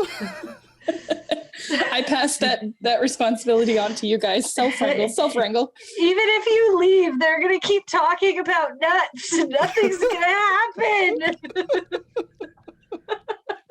But at least I've removed myself from the situation. I don't have to listen to it. All right, so That's fair. we killed a bunch of splicers. We're in front of the door. What happens? I don't know. What Why are we don't you doing? tell me what happened? Oh, okay. Let's. Yeah. I'm done. I've gotten that out of my system. All right. So when you guys get to the door, Anastasia has brought up the rear once again with Sid, who is becoming less quiet in her coughing. Not too bad, but you know, you can start to hear her a little bit more clearly now. You get to the door, and through the little slot, you can see at the angle that the door is, you can see the window of Celeste's office, and you can see the splicers, and now you can actually hear them. Now that everything is quiet, you can hear them using a heavy object and smacking it against the glass. It's not thin glass, because you know this is still a laboratory. They do have thicker windows in there, but if you look hard enough through the little slot in the door, you can see that there are fissures in the glass, that these little spider web cracks that are starting to kind of go across the window pane.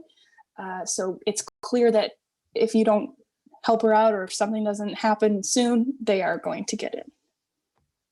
Celeste, on the other hand, is crouched down behind her little desk.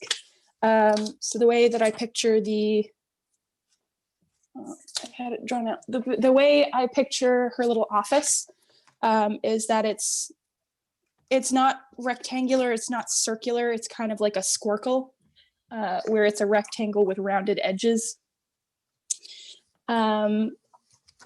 Therefore, square and circle is a squircle. I have never heard that description before. That's the way we used to label some of the pottery at the studio. They were like rectangle plates with rounded edges, and they were called squircles. I dig it. That's cool. Sounds like a Pokemon. Yeah, sounds a little like Squirtle. So at the other end, obviously there's the window, kind of cutting across the middle of the lab is, picture it like a kitchen island kind of deal. It's like a rectangle piece right across the middle. And it's got like drawers and cupboards in it. You can see that there's like papers and instruments and things like that on top of it. So clearly this is a workspace for her. Directly across on the wall across from the door are bookshelves, and a lot of different books in the bookshelves. And then near the back of the room, there's some more like cupboard height countertop, and then there's like a sink in one space, and then some of them are cupboards as well. So Celeste is crouched down behind the island in the middle of the room. Okay. And we can all see this through her door, correct? Yeah, there's like a little slot in the door. Okay. Bambi's gonna stride past, pretending like the window full of fucking splicers doesn't bother her. And she is going to rap on the door. Like knock, knock, knock, knock. And kind of like bend down and peep open through this mail slot in the door and say, "Hey Doc, we got the things you asked for. Can you do the thing?" So yeah, as you call out to her, she looks at you, like her head whips over to the door. You've clearly frightened her. And she seems to understand what you've said to her through kind of that fear. And she goes to start crawling towards the door, and a splicer brings what now you can see is a rock. If you're looking through the little slot there, you can see that they have a rock in their hand. And they bring that down on the window again. And rather than just like these little fissure cracks in there, it causes a small hole, like it breaks a small chip out of the window on impact, which kind of tinkles to the ground. And the sound of the rock hitting the glass makes her squeak, and she returns to her spot where she was hunched down behind the desk.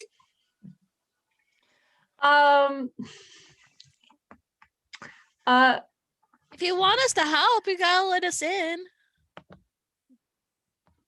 Yes. We can fight them, 100%. push them back down. Yeah. Yeah, if you let us in, we can defend you. Maybe. She seems to try to like suck a big breath in, and starts to move towards the door again. Who has the ingredients? I think we gave that to Anastasia. I think so, yeah. Yeah, that would Okay. make sense. Yeah, because she does have a backpack that she wears, like a little kind of satchel or backpack or something. So yeah, she makes her way over to the door. And you can see her, I think we mentioned before that she like just really barely clears where the slot is up on the door.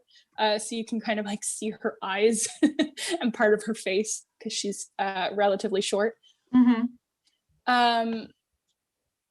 And then she goes to open the door, and behind her, you hear the rock come down on the glass again, and it shatters.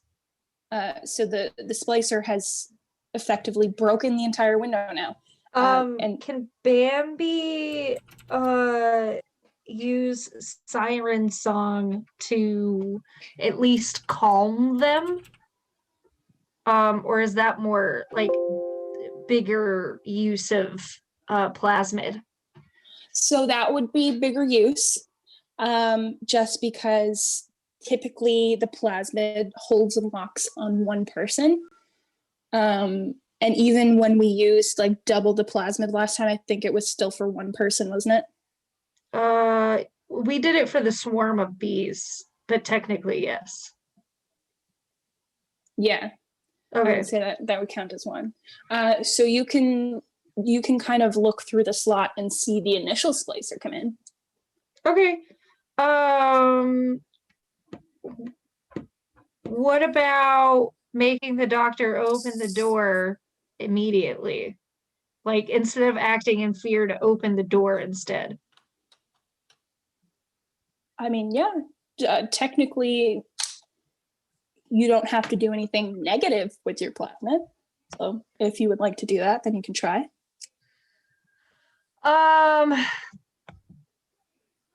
Okay, that's what Bambi's gonna do. She wants to act quickly, so at least we can pull the doctor behind us or something like that. I don't know. Bambi's gonna, I had a song and I forgot what it is, but Bambi's gonna launch into her plasmid to encourage the doctor to open the door. All right. So you don't have to roll to use that area effect, but I am going to get you to roll swiftness for me. Okay.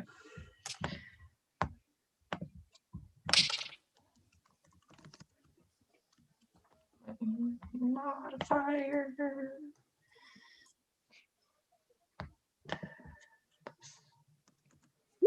18. Thank God.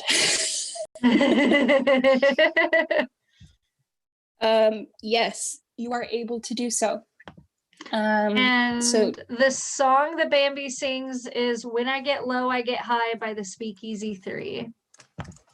okay, so you begin to sing, and you are able to do so quickly enough that she is under your thrall. Let me see.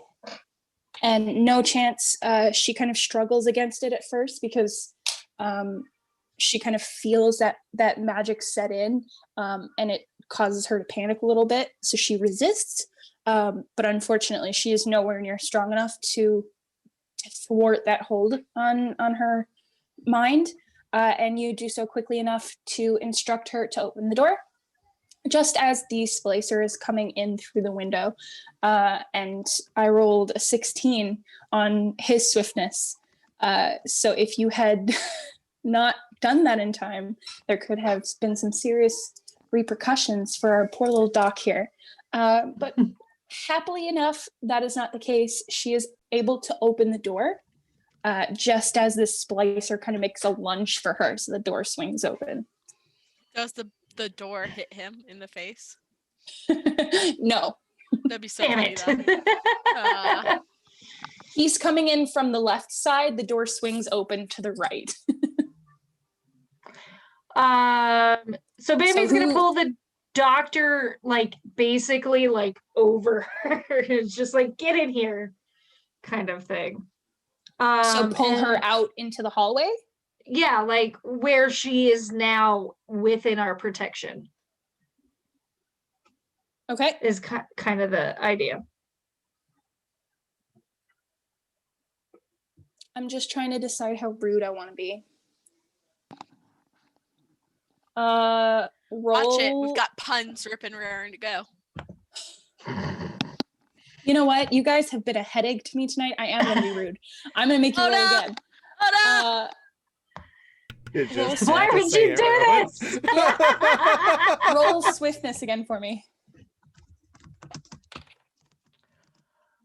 Let's see. 25. You're lucky. Yes. I'm yes. so lucky. You are able to grab a hold of Celeste and pull her into the protection of the group, just as the splicer kind of skids to a halt in front of the door and is now looking at you guys as if opening the door to their home to see a bunch of you standing on their doorstep. Yay. All right, what's the game plan? The game plan is sorry, that was Bambi's turn. So whatever the rest of these fiends can think of. Well, can I elephant gun these guys? You said there's like 4 of them trying to come in through the window, right? So one of the guys Yes. is in already. Yes. Yeah, so there's only one guy in right. Okay. So here's what I'm thinking is if a dog can focus on the one guy that's right in front of us, then Pepper would like to shoot whoever's coming in next to that window in the face with elephant gun. Yeah, so you can essentially hold that action for a second, because at the moment there's nobody coming in. That was Okay. the guy kind of at the top. So yeah. I'm gonna get you to roll for your dogs, and I'm going to roll against you. Yes. Strength, I believe, is what we use for your dogs, isn't it? Yeah. What dog in particular or both?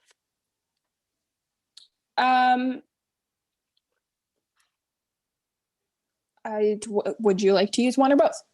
One, because One? Pepper would like to gun down. Okay. Once So yeah, someone if you'd comes like to hold on to that, that's fine. So roll for one dog. All right, Artemis always goes first. It's like a rule. They've got like a pecking order, you know. All right, that's 22. Yep, you're good. Artemis is able to attack. This guy does not see the dog at first, and so is caught off guard. Roll for damage.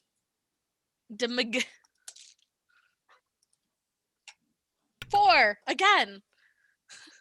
This is the third or fourth floor for them in a row. 4. Okay. So he kind of stumbles back as the dog pounces forward. Klaus, what are you doing? So there's one in the room on the floor, was that right? No, so the only splicer in the room right now is kind of the one that's stumbling back here in front of the door as the dog lunges towards it. That's the only one in the room as of right now. Oh, okay. I think I'll... But you can kind of, that there are others outside the window that are climbing up. Yeah. So I would probably see Pepper Ann getting ready with the gun. So is there a way that I can get into the room and like swing at the one guy that's in the room and get ready to like just be in position to start hitting people as they come through the window? But not Just like Pepper, be right Pepper and in front of the right. window, and then you on the side of it. That's kind of what I was if- thinking, yeah. Yeah, if you guys want to position yourself by the window, then sure. Okay. I'll do that. So And, so Klaus wants to swing at the guy in the room as he's going over to the window. Is that it? yes, No, when exactly. when people come in, right? Also, yes. So swing at the guy that's standing in front of the door as Klaus goes to the window to get ready to swing at other people. Okay, so we'll say, because we kind of held on to Pepper there for a second, that she is already getting into position by the window. Klaus, you can go ahead to hit, which I believe with your bat is strength. And this guy is going to roll to get out of it. Just a 3 plus 8, so 9. I even rolled this guy with disadvantage for you because there's a dog on him. But unfortunately, no. So as you kind of scoot your way into the room, you go to take a hit at this guy as you pass, but you're kind of already too far in to really get a good position on him, and you don't want to hit the dog. So you kind of you miss on that one, and then you go to take up by the window. It's Klaus. He might want to hit the dog. No, that's true. There's no reason to hit the dog. No, you go and take up your spot by the window, and you are sufficiently prepared in case anybody else comes in, which somebody does. try to climb in just as you get to the window. Bambi, what are you doing? The guy that Klaus tried to cuff, is he still standing? Yeah, he's just dealing with the dog right now. Bambi is going to use her microphone weapon. Okay. To try and bop at him. Sure. Bam. Accuracy for me, please. Okay.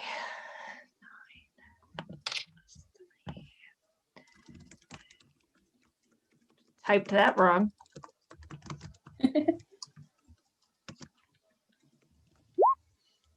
Wow, 30. Oh, excellent. Yeah, no, you are absolutely able to just destroy this this move with your what is it, your microphone. Yeah. Yeah, go ahead and roll damage. 3 damage. 3 damage. All right. So yeah, with that high of a roll, you're able to hit him pretty square. Kind of opens up a gash on his head where he made with the microphone makes contact with his skin, and you can immediately see the blood starting to well out of that gash. Yes. And kind of like roll down his face. He's no longer taken off balance by the dog, so he kind of rights himself. And makes a swing at it. So, Artemis, I'm gonna get you to dodge for me, please. The poor We'll get the doge to dodge. This doge will do the doji dodge.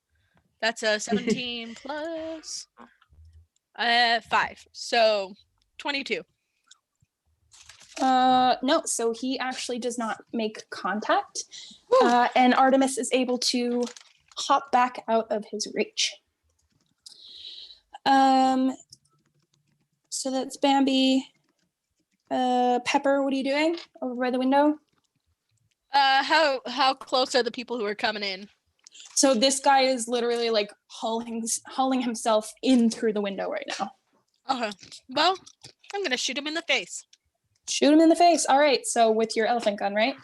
Shoot him in the face with an elephant gun. Shoot him in the face with an elephant gun. Shoot him in And the I face believe with an it's elephant higher gun. than a 10, right? For it Yep, to and work. that's a 13. Excellent. All right. So go ahead and roll to attack. accuracy. Yeah. But seeing as he's kind of like, we'll say like a prone position, for the point of this, he can roll with advantage. Okay. Ooh, are you ready for this? 27. That's great. Hold on. Oh, that's great. Good for you. Yeah, no. Yeah, you get this guy in the face. My accuracy has a modifier of 10, so. Yep. You're So pretty good to go. I rolled a 10 first, so I'm like, all right, I get a 20 naturally. Whoa, we get. Your elephant gun normally does what damage? Is it a D6 or a D8? 1d8. D8? Okay, perfect. Were we gonna? No, it's next time that we level that we get a upgrade, right? To the dice. I think so. Okay. All right, 1d8. I'll have to take a look at for you, but I think so. That's an 8. An 8. Wow. Should we roll to see if he loses balance and falls right out that window? I mean, I was just gonna give it to you, that he lost his balance. But if you want me to roll for it, I certainly can. Don't roll for it. Just do it. Just give it to us. I'm begging you. Do it. No puns for the next 5 minutes, and I'll give it to you. I Raven. can't do it. Raven's just over there like, I can't go on. Go without me. You know, the Titanic played on a recorder increases in the background. Yeah, no, he takes that elephant gun right in the face, easily pushed back out the window. Klaus, what about you? What are you doing? So, sorry, what happened with the elephant gun? So Pepper's gun in this instance did work. Okay. She was able to use it and shoot this guy right in the face at full 8 damage, and he was pushed back out the window and fell. Okay. Then I guess I'll go swing at the the other guy that's still in the room. Okay, sure. So you make your way over, move on over to him. You can go ahead and roll your strength. That is 19 plus. Yeah, you hit. You don't even have to worry about it. Okay. You got an 11. Yeah, you make contact. You can roll for damage, and you can tell us how flamboyantly Klaus is able to hit this guy. Go ahead.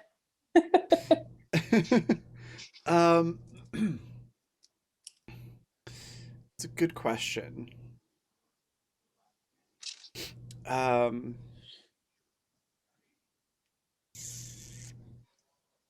think Klaus is just gonna walk up behind him, tap him on the shoulder, and just go, "Heads up!" and swing right across the face for Sure. 3 damage. 3 damage. Yeah. You are able to do so without problem. This guy with 3 damage. Let's see. This guy kind of stands there just looking at you for a moment as you say heads up. But once he notices that the bat is coming for his face, he's able to like turn just slightly enough that you don't instantly kill him by like putting a bat full of nails right into his face. So he takes 3 points of damage, but it's not like, instant KO. I'm sure Klaus will be, "It's no fun if they die right away."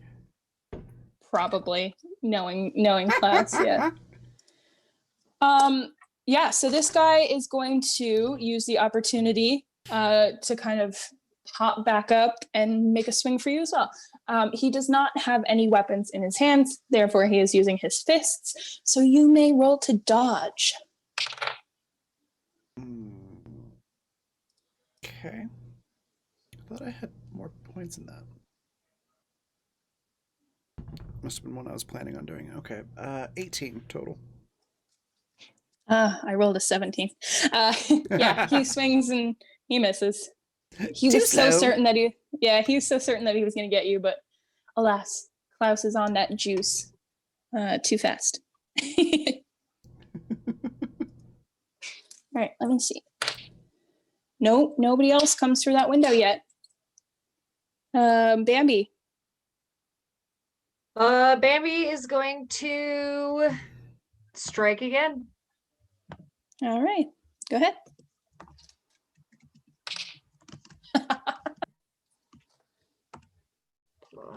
I keep getting dyslexic on that modifier. 26. Yep, go ahead, roll for damage.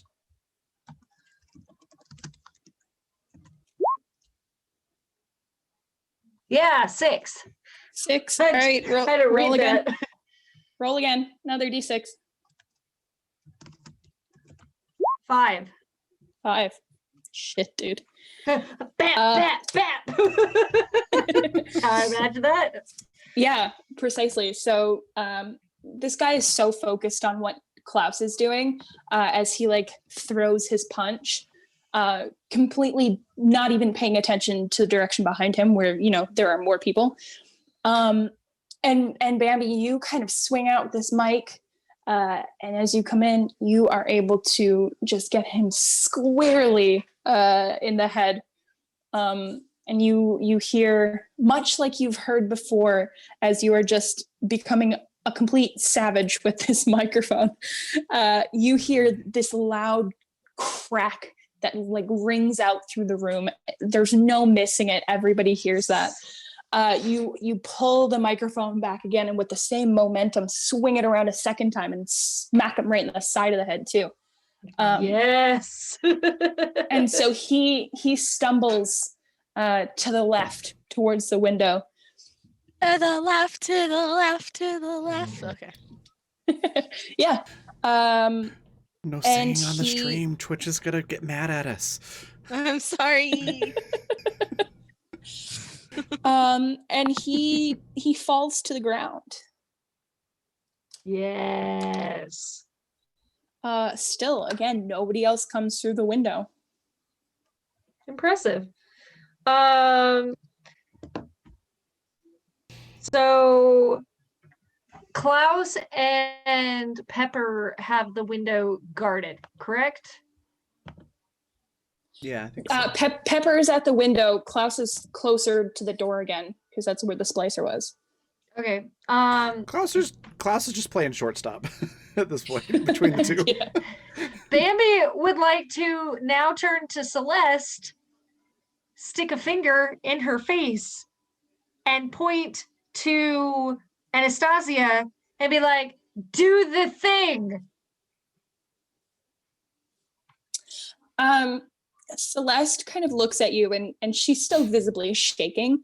But she's trying to put on a brave face. So she like squares her shoulders and looks up at you. And how tall is Bambi again? She's like 5'2". Okay, so Celeste is only slightly taller than Bambi then. So she squares her shoulders and looks Bambi in the eyes, and like you can tell that she's trying to manage, like scrounge up this steely determination in herself. I should add that Hearn has been staying back with her, so there's a pupper at her legs, so that always helps. I would say she probably has like one hand rested on the dog as she does this kind of like They're emotional performative- support dogs. They get it. Yeah. As she kind of like tries to make herself seem tougher. And as Anastasia is there, she kind of drops Sid's arm from around her shoulders for a second, slides the backpack off of her shoulders, and then hands it to Celeste, who takes it from her and begins to move back into the lab. At that moment, Pepper, you see another hand come up through the jagged glass and like slap down on the windowsill. And they clearly are not being mindful of the broken glass. So like as their hand comes down, just crunches on like broken glass bits, kind of like juts up through the side of their wrist as they kind of like graze down on a piece of glass sticking up. And you can hear some sort of snarky comment being made about whatever pain they're experiencing on the outside. But they're like starting to pull themselves up into the window frame. Klaus, for you, Celeste is coming towards you, and she goes to step around the body. And the splicer's hand, the one that's on the ground, his hand shoots out and grabs her by the ankle, and she shrieks.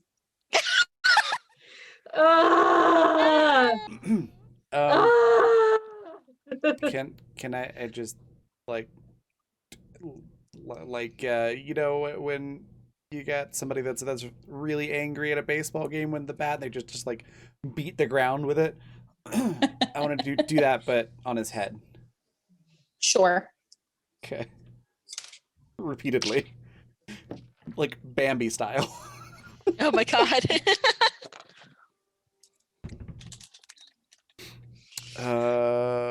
That is 14. Yeah, that's fine. Okay. You don't have to roll for damage either. Okay. You do this. Just bring this bat full of nails down on this guy's skull multiple times. You are having a Bambi-sized fit as you bring your weapon down again and again. And one time would have been enough. Yeah, I kind of imagine Klaus just being like, "Don't grab the person making medicine." Beautiful. You know, And then- each word is a swing. Mhm. And then Pepper can shoot the person in the window. Yeah. So, excuse me. We'll do Klaus first. Okay. So Klaus is punctuating every word with a slap of the bat, which is completely overkill because it only would have taken one hit, because this guy was at 1 hit point. So Oh, that's great. as you kind of raise the bat again and again, and you bring it down on top of this splicer's head, I imagine that when he fell, he kind of landed on his stomach, but turned his head to the side. So you're getting mostly the side of his face and like the side of his head and his ear and stuff like that. And you just, without even stopping to think about it, just bring this bat full of nails down on his head again and again and again. And similar to a lot of the other splicers that have, like, you know, the quite the lovely and unique patterning on their faces and things like that, his skin is also definitely like droopy, and he's got like cysts on his lips, and around his nose you can see it started to like eat away at where his nose was. So the cartilage is receding, and you can kind of see the little bit of bone sticking out where the bridge of his nose meets the cartilage. And as you continue to use this bat, every time you swing it upwards, you are just slinging blood and brain matter backwards behind you as it coats the back of the wall. And Celeste is looking at you doing this, and she has gone white as a sheet.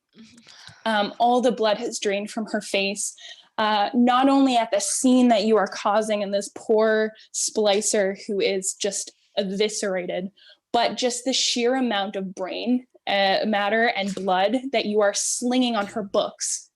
Oh No. She looks like she's about to vomit, and as if she wants to run to her bookcase and protect her books from what you are doing. I don't blame her. How long do you continue to do this? Oh, that was it. Like the punctuation was it. Okay. That's like what, 6 swings or so. Some give Sure. or take. So as you kind of straighten up and put the bat down by your side again, she lets out this little whimper, and she looks from her bookcase back over her shoulder to Bambi, who's like insisting that she do the thing now, and then back to her bookcase again. And you can see that it's a very painful decision for her, but she chooses to work on the medicine first. Oh, good, because Bambi was going to have words. Yeah. So she moves around the island in the middle of the room and straight over to where the window is. And in front of the window, there's like, it's almost like a little control panel. It's a little panel filled with switches and buttons and things like that. So she flips a few switches. Some of the lights blink and then turn a solid green. She turns around, takes out all of the ingredients from the knapsack on the little island table behind her. It takes her a few minutes, maybe at most. She's clearly very experienced and very skilled at what she does. And you can see just by her movements and how assured she is in what she's doing that there's a reason that she was chosen to be here. It was definitely, you know, a very well-made decision to have her be the one to kind of spearhead this little operation that she's got going on here. And she manages to put together those ingredients that you've gotten. She uses the stems and the petals and all that good stuff, the mixture that you got from the apiary, until it's ready to be put into this machine, which kind of spins. I know there's a word for these kind of machines. It's kind of along the lines of, you know, the stuff that spins the plasma out of blood, or like spins elements from each other. Crap. What's it called? It uses centrifugal force, and centra something is in the name. Centrifuge. Yeah. something like that. Yeah. Yeah. So it's essentially something like that. She like separates certain elements from different pieces of the ingredients until she's able to make this liquid. And she uses a small syringe to take just a small little bit of this material out before she puts the full tube of it, whatever was left over from mixing the ingredients. She puts that into a slot in the control panel, and the little screen lights up on the panel, and kind of like data starts pouring down through the screen, and you can see some of the graphs start to change and move up and down. And then there's a click as this kind of little shield piece moves down over the tube of liquid. And it's on the screen, it shows that the liquid is being passed through whatever system is inside the panel. You take a look outside and you can see this green mist. If you take a look at the irrigation system, it is no longer pumping out the green mist. Whatever she has put into this tube, whatever statistics are showing up on the screen, that is causing the green mist to stop coming out of the irrigation system and is instead replaced by, you can see a liquid. It doesn't create any sort of like colored cloud the way the toxin has. It's almost like, when sprinklers mist outside, it's like that. So you can see the mistiness of the moisture, but it doesn't have any color. It disappears as it kind of filters down through the air. But you can clearly see that the irrigation system is now working for the greater good. It's obviously going to take some time for the damage to be undone, for the green cloud to kind of roll out and fade away. But as of right now, it is doing what it's supposed to be doing, and eventually it will cycle this toxin out of the air. Okay, but like, what about Sid? Yeah. Also, so go ahead. I've been periodically rolling resistance rolls just to see if Niklaus would show back up. Yeah. And they've all been terrible until just now, right before you started describing what the doctor was doing. Okay. So I got a modified 20. Would it be safe to say that Niklaus shows up now? Yeah, absolutely. So Okay. Niklaus probably comes back to himself. I'd say everybody kind of watching the doctor doing what she's doing. No, Pepper's focusing on the window. There's still people coming in, but I guess like if combat's over, she's just periodically shooting as hands. Yeah, and it seems like they are less concerned with coming in through the window now. Like I would say you probably, the guy with the glass in his hand, were probably able to like shoot at him to the point where he drops. Like he's just like, I'm not dealing with this today. Thank you. But given the fact that you have shot another of their friends point blank in the face with an elephant gun and popped him out the window, I think it's probably safe to assume that they're not going to attempt to jump in the window, knowing that you guys have the window covered. So you're fine. Okay. But yeah, so as the doctor is putting together the ingredients, let's just say Klaus finds it to be far too boring. There's no combat to be had anymore. So Niklaus probably takes that opportunity to pop in and say hello. Yeah, I think Niklaus is going to become the dominant personality again, and then promptly, like, not quite unconscious, but just like slump down to the ground, exhausted. Yeah. Roll me another resistance. Okay. Nat 1. Oh shit! So as you kind of slide yourself to the ground, you have no sweet Jesus clue where you are, or who the people around you are. You're too exhausted to really care much, I would assume. But for now, it seems as there is no combat, so you're not in a state of panic or anything because of it. You just don't know what the hell's happening. Okay. Yeah, I think he's probably like holding his head and just being like, who the hell are all you people? Yeah. It only takes, I will say it only takes a couple minutes for you to really snap back to it. It's just a very momentary, just a daze, I'd say, for a couple minutes while the doctor puts together what she needs to. And then you kind of blink a couple times and screw up your face a little bit. And you're like, oh, okay. Right. I'm Niklaus. Oh, that's right. Yeah. Yeah. Okay. So Yasmin, your question about Sid, yes. So that little tiny bit of whatever it was that Celeste had made that she took out in that syringe, she goes straight to Sid and uses that syringe and administers this little bit of her liquid to Sydney. And it's not like an instantaneous cure-all or anything like that, but as over the next couple minutes it starts to work its way through Sydney's system, you can see that, you know, there's some relief.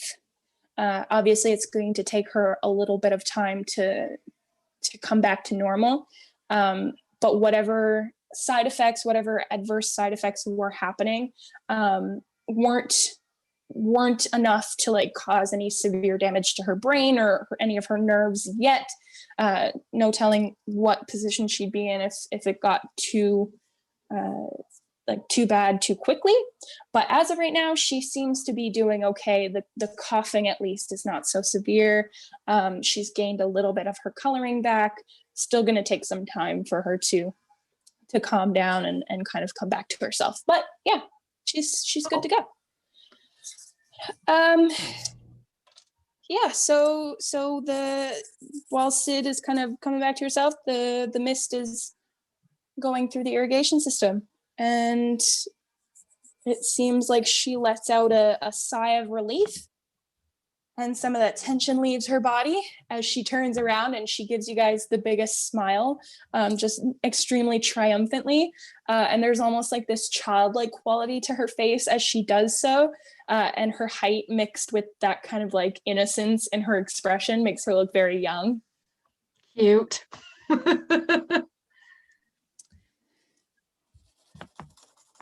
Yeah. So do you guys have anything to say, or?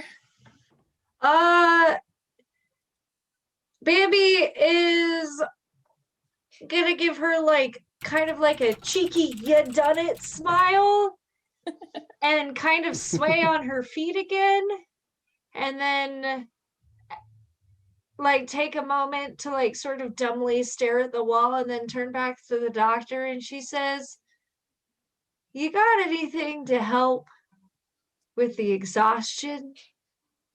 'Cause like I think I'm gonna pass out."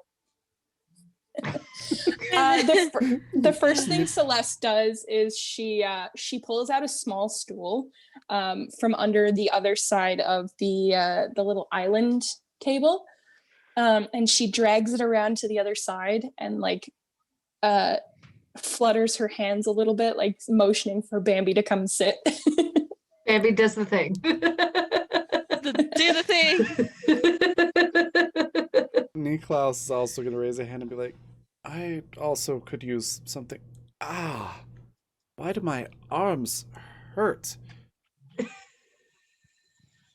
I feel like I've been doing 1,000,000 push-ups. Bambi says, I mean, kind of. And like props her arm up on the shoulder and puts her head on her arm and just watches. Is that a sex thing? No, I'm kidding. Wrong character. I haven't heard that in a while. Oh my god. That was great. Peppers just keeps watching the window, and finally she's satisfied that it's like over, and she's like, do you have something to board the window up, like a board or a wooden board? Do you have something to board like a board.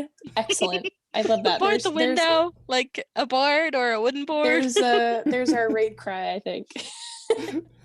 That's pretty good too. Yeah. Celeste kind of putters around the little room trying to figure out what she can use. Every now and then she passes by the books with like the disgusting blood and brain matter, and she like sighs, and like you can see her shoulders droop a little bit as she continues to look for things to board up the window. Anastasia comes in and kind of sets Sid down so that she's sitting on the floor to recover a little bit as well. She starts to help Celeste try to find things, and there's nothing quite there to like board up the window, but they do kind of like, I don't know, find bits of furniture that can be piled up against the window.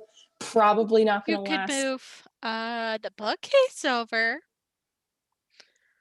Yeah, they kind of maneuver it as best they can. Like the control panel is decently close in front of the window, so they try to maneuver that as best they can. Eventually, it's sturdy enough that like it would buy her time to leave if she had to. But you guys can't really hear anybody outside.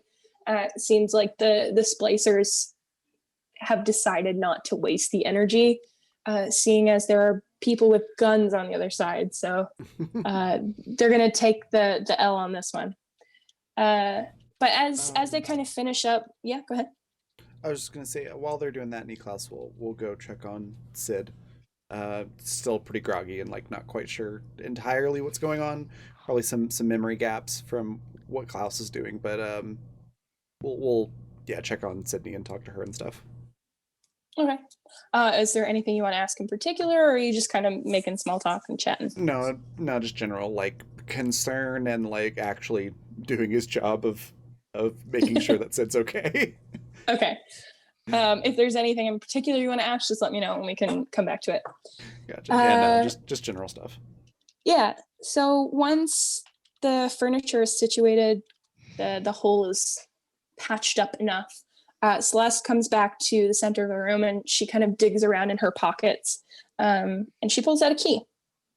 And she goes to one of the bookcases, and there's a little space between the bookcases, so she's able to like push into the side of one of them and move it slightly closer to the other.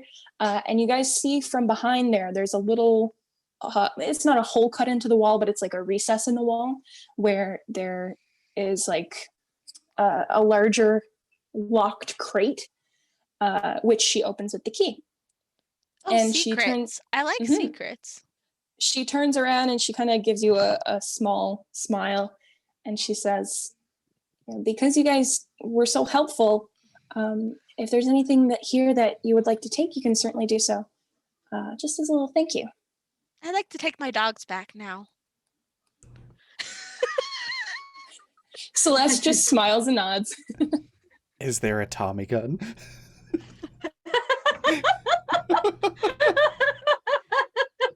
Can you imagine? There is not a Tommy gun. Darn. The exasperation in your voice, Vanessa. I was gonna think about giving it to you, but honestly, I don't think Celeste would have a Tommy gun. So No, that's totally fair. I just had to ask. What I know where I kinds will of- have a Tommy gun for you, though. So What kind of items would we find in here? We just we get to describe some stuff we might find. yeah, so there are a couple things in particular that you do find in this crate. The first is so the I call it a crate, but it's kind of like a,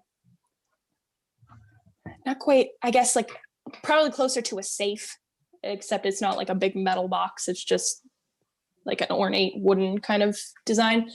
Like a cabinet? kind of, yeah. Like clearly it's not gonna hold up to like intense destruction like a metal safe might, but it's really sturdy. Obviously it needs a key to open the door, and it's hidden, so if you can find it and then bust it open, then you probably just deserve whatever's in it. But yeah, so she opens it, and there's kind of like shelving to it, so it's standing up. You can see the shelves and the things that are arranged on the shelves. Most notably, at the top of the shelves, there are little glass bottles with liquids in them that almost seem to be glowing. Whether it's that they're actually glowing or just the way the light catches on them, whatever little light that's filtering in through. Yeah, it just seems like they're glittering and they kind of swirl in their bottles.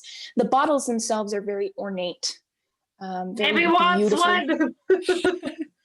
Hold your horses there, Bambi. Very, very ornate, very beautifully designed, and they all have caps, like little plugs in the caps of them.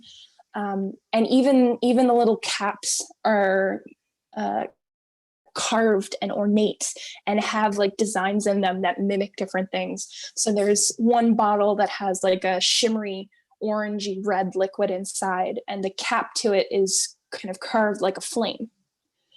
And there's another small bottle that has frosted glass, and you can see on the inside that the liquid inside is a light blue, and it has a cap that's engraved like a little snowflake. So these are the kinds of bottles that are set up, and they catch the light very beautifully and glint, very eye-catching. The other shelves are things like med kits, small bandages,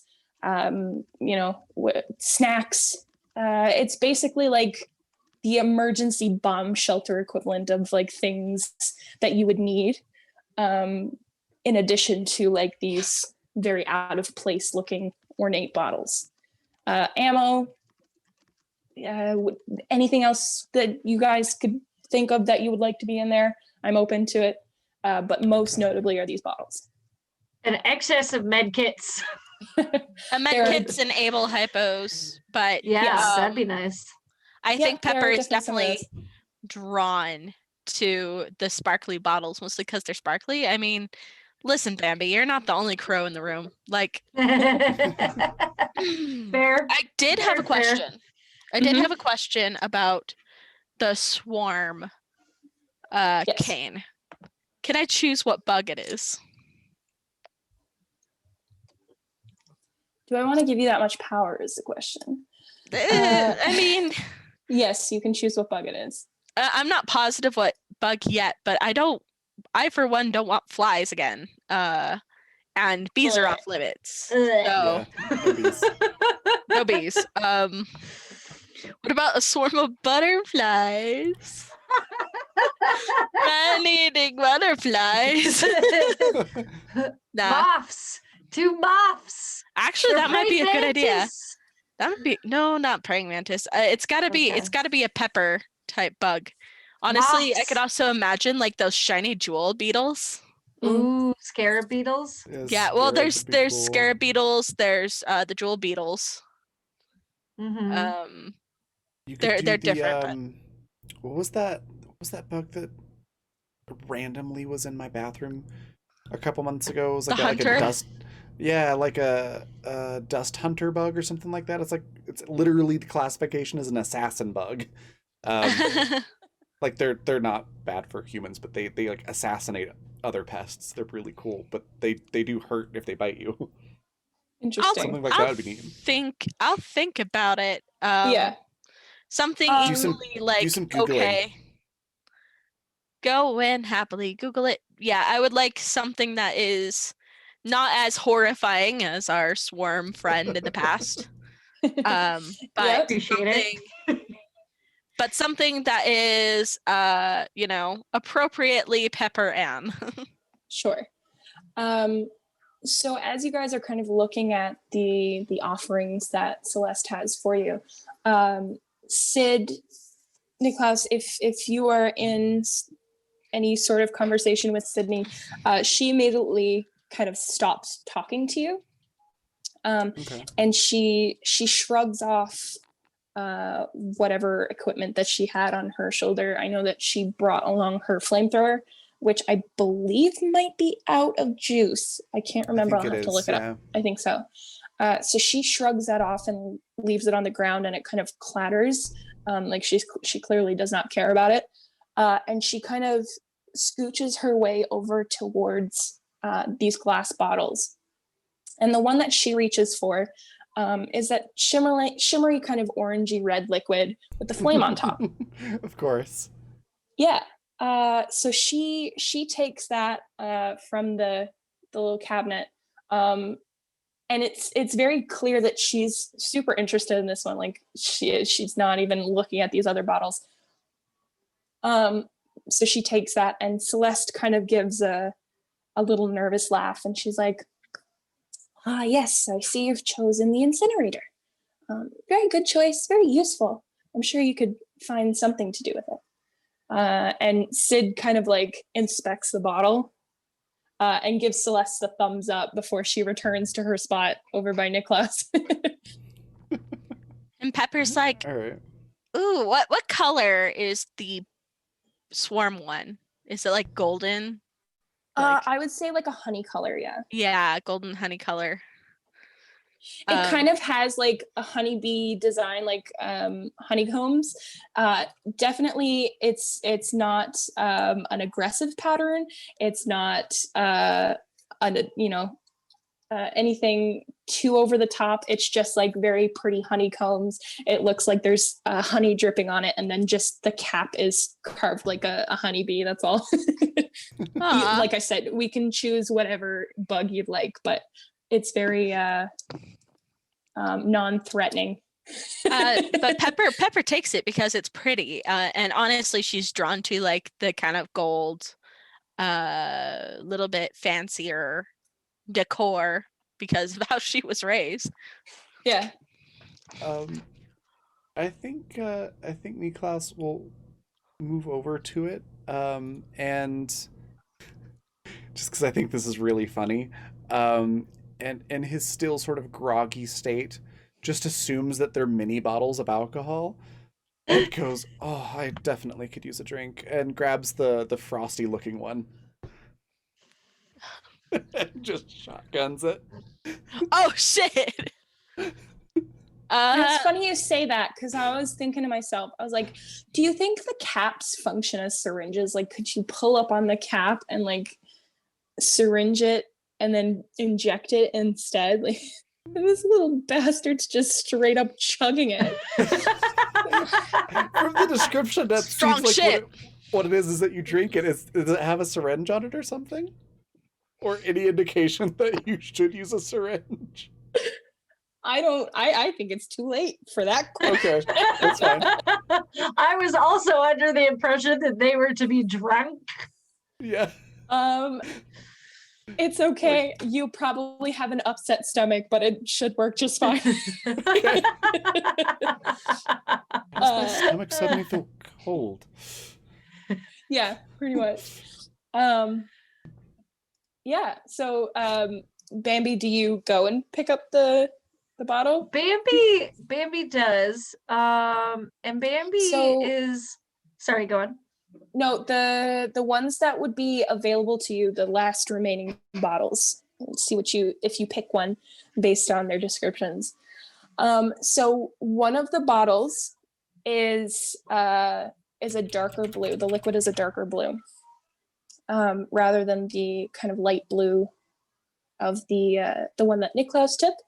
And it doesn't have any frosted glass. But you know how in some bottle, like you can get it's like the double insulated glass, where there's like an inner layer of glass and then an outer layer of glass. It gives that like illusion because there's space in between them. That's the kind of bottle that it is. So you can kind of see the outside layer of the bottle, and then it's almost like there's a floating capsule of liquid on the inside. It's kind of the illusion that it gives. It's really cool. And there are patterns engraved into the base of it, but other than that, it's just a plain bottle. It's very simple. And then on the top of it is a little, like the little cap of it is a lightning bolt. The other option that is available to you is, I would say this one is probably, let's go with like a lilac color, I think. Very pretty lilac color. And the way the bottle is designed kind of looks like not exactly waves, but you know how how as a child you would draw wind, like the curvy lines, kind of like the curvy lines with the little swirls. Yeah, that's kind of the motif of the bottle. And it's a pretty lilac color. And the cap doesn't seem to be any shape in particular, but it kind of still incorporates that kind of, it almost gives you the feeling of wind. So I know which one I want, and I know which one Bambi would pick. We'll go with Bambi's choice, which is far more to her character than the one that I think she should pick. Bambi she sort of lingers between the two, and taps her lips and thinks for a really long time. And then she snatches up the purple one. And she kind of sits with it in her hands, and she looks at the doctor and she looks back down at it. And she says, "How am I supposed to take this?" And then I had an out of character question for you, V. Since at the level that we are, do we get a second plasma shot, or does that replace the one that we have right now? Let me see. I can't remember. I had an empty one. Like, I've got something marked in my second one, but I wanted to be sure before Bambi takes it, because she would prefer to keep Siren.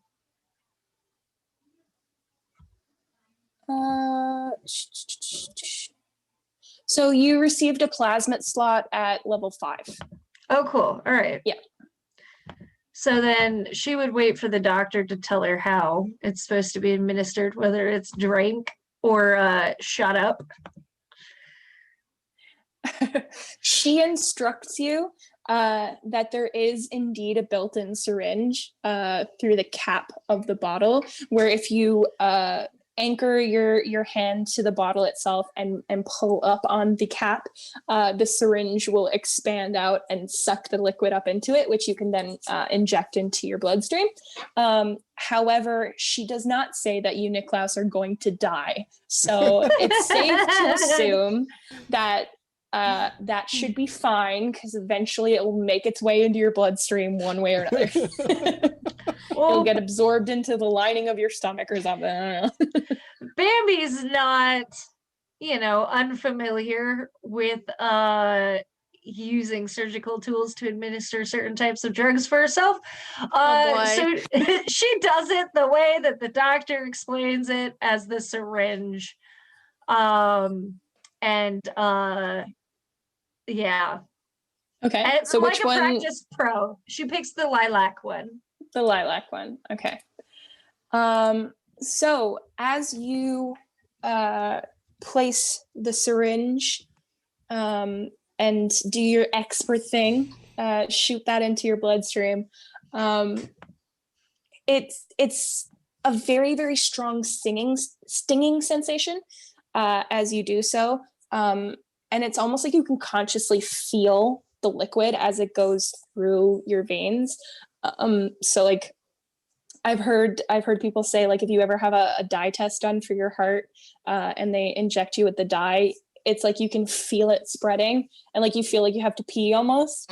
So it's kind of like that same concept. You can actually feel the liquid spread through you and it stings as it goes.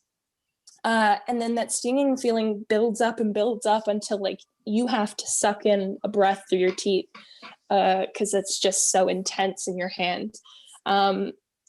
And then just as quickly as it built up, that feeling seems to go away, and nothing else seems to happen yet. Nothing seems to happen. But yes, you have successfully administered that to yourself. Cool. Nice. She would like to make off like a bandit with med kits and any excess able hypos she can find before sitting back down. Yeah, so you can add, let's see. You can add 1 full med kit. This is for everybody. There's one med kit there that everybody can have a full med kit. I would say you are able to take 2 bandages, 1 able hypo. And then she actually does not have any vials of cane within this little area. Okay. You mentioned ammo. How much pistol ammo would be available? Let's say, I don't know, how much do you want? It's a small stash. Like, she doesn't, it's not, if you found Nikolai somewhere, he would probably have much more for you. She just has a very small stash, and there's like a little pistol in there with it. I'd say a box, maybe.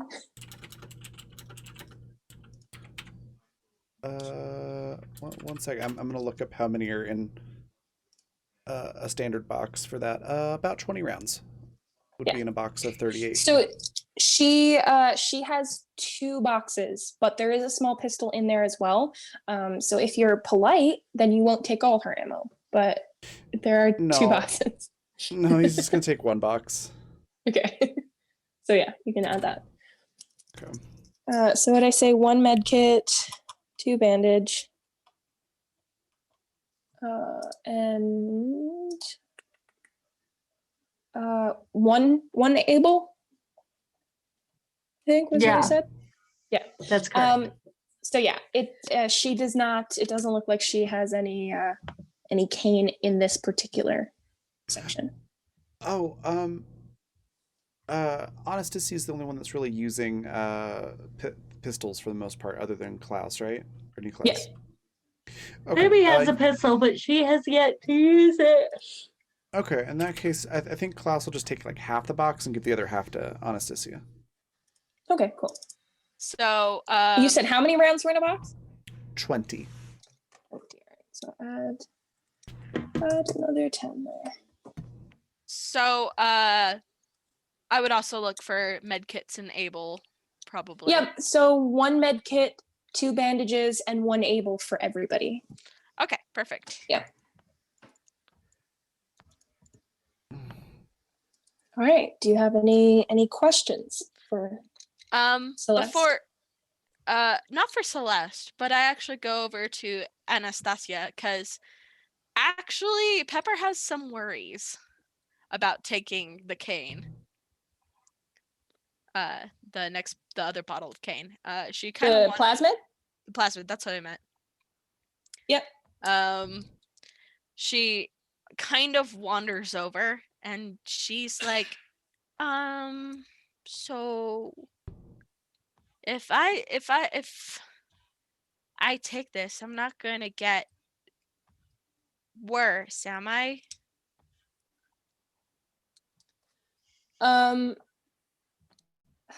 Anastasia kind of seems to think for a moment. And then she looks back to you and she says, well, from my experience, the more you use them, the worse the side effects are. So I suppose in theory, if you take on a new plasmid, then I guess it would really depend on how much it is used and how many side effects occur from using it too much. I mean, you could take on another plasmid and never use it, right? So. Well, cause this is the thing I'm thinking is that I was away from my dogs that whole time when we were out there, and I was useless to everybody. And we're in a lot of trouble right now, and it seems that, she wants us dead so bad she would poison the whole town and kill their head doctor. So I I want I don't want to be worse, but I don't want to be defenseless again. And when you kind of talk about feeling useless, like the muscles in her jaw tighten. You can see that she's kind of trying not to grind her teeth. And she says, "Just because you don't have plasmid does not mean that you are useless." But I wasn't able to help at all. And you kind of realize as well, like, Anastasia doesn't seem to have any plasmid either. Right? You've never seen her use one. So I think that's kind of like what she's getting at too, is like, you, just because you don't have a plasmid doesn't mean you're helpless. Like, you have a gun. Yeah, basically, right.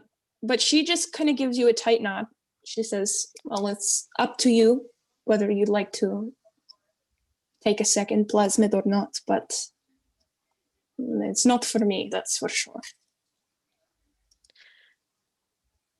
It just felt very bad to be away from my dogs.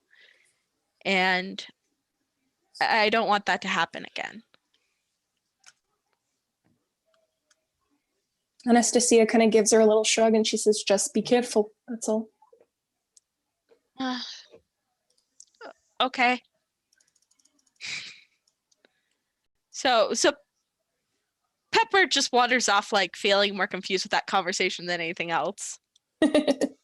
Like, I don't know. But she eventually...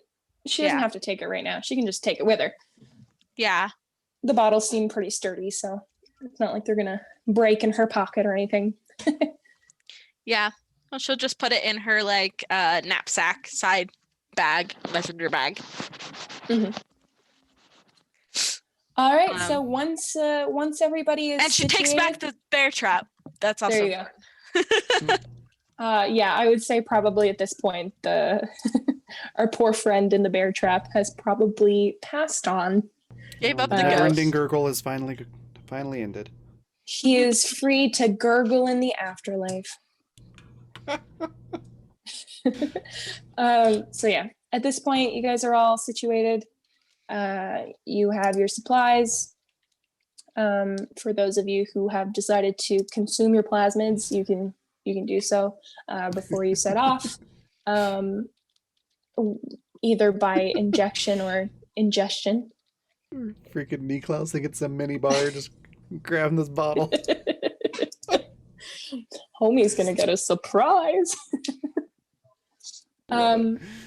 Yeah, and as you look out kind of through the little holes where there are no furniture in front of the window, kind of the more time you spend there, the less that green fog is threatening to consume everything. Excuse me. So yeah, is there anything that you would like to do before we wrap up? I'm good. Any questions for Celeste? Any? Well, as long as we get to actually sleep, maybe. Yeah. Bambi needs to rest. It's been All right. a long fucking day. Like, when was the last time they were able to actually sleep? It's been like No one idea. long day is what it's been. Celeste does close the door, lock everything back up, tells you that you are certainly welcome to sit on the floor and have a nap if you so choose to do.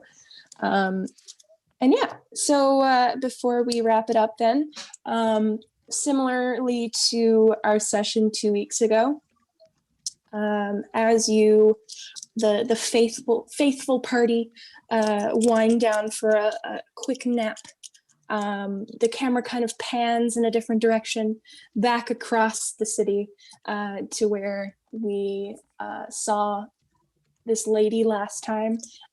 Long red hair, wearing a widow, was it like the widow's typical rich widow robe, along with like the feathered trim. Last time we saw her, she was holed up in a room, clutching a sawed-off shotgun. And she seems to pace back and forth in this room. And anytime she hears a small noise, you can see her tilt her head and hold her breath to see if there's anything that she should worry about. And when she deems it, something like there's a mouse or somebody has passed through and they're gone, she begins pacing again. Until, as she does this for a while, there's a faint knock at the door where she's closed and locked the gate.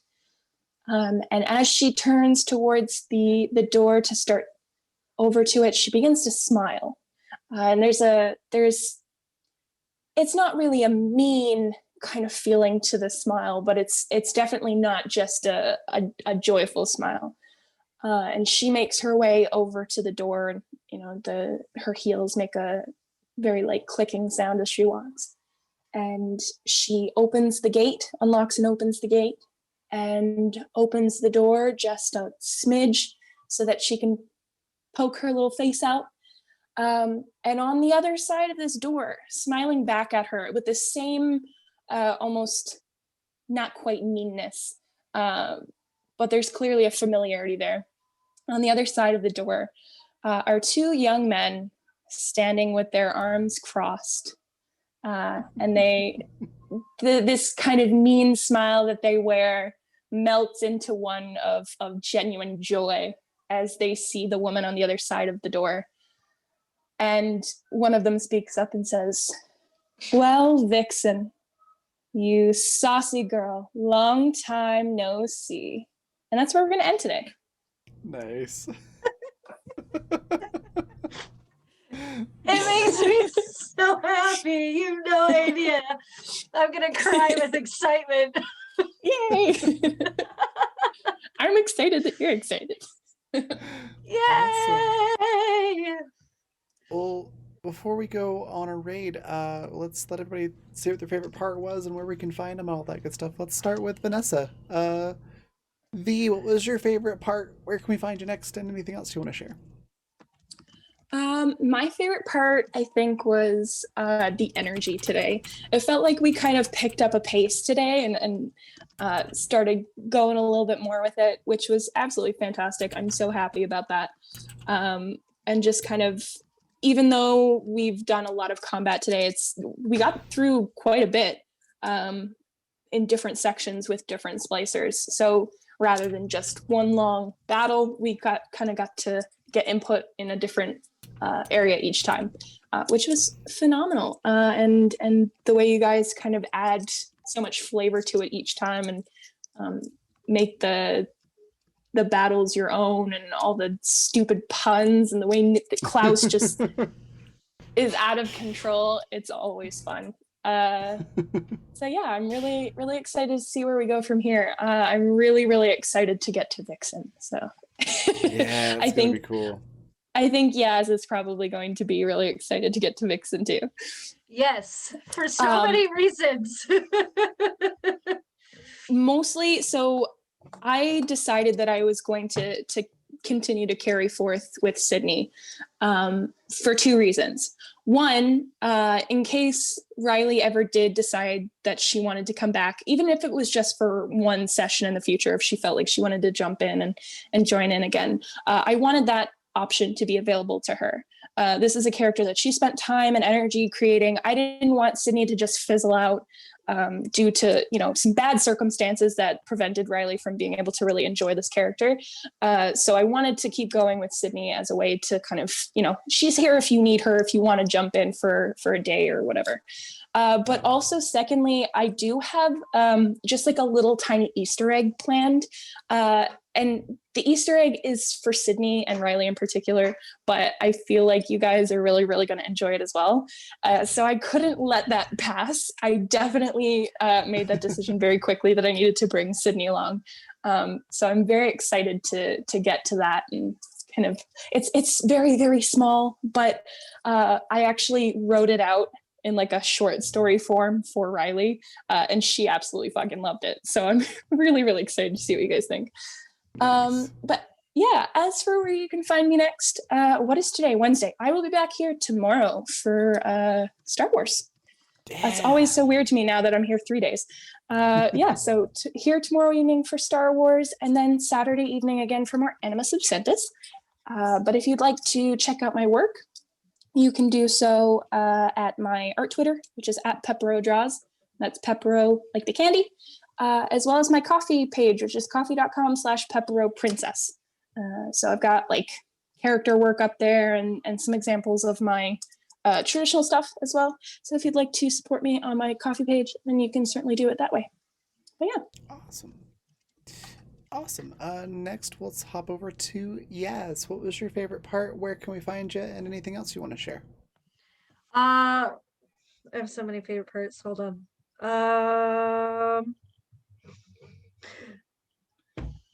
Bambi's moment with Pepper in her moral dilemma. And of course, the brothers and Vixen. I'm sorry, but my heart is with those characters. And I can't get enough of them. I'm so happy. I'm obsessed. And then you can find me next here on Friday, DMing Beyond the Wall, which is a game based on the premise and setting of a comic that I was hired to illustrate and was given permission to work on. And we're getting into some of the meatier bits of it, and I'm really excited.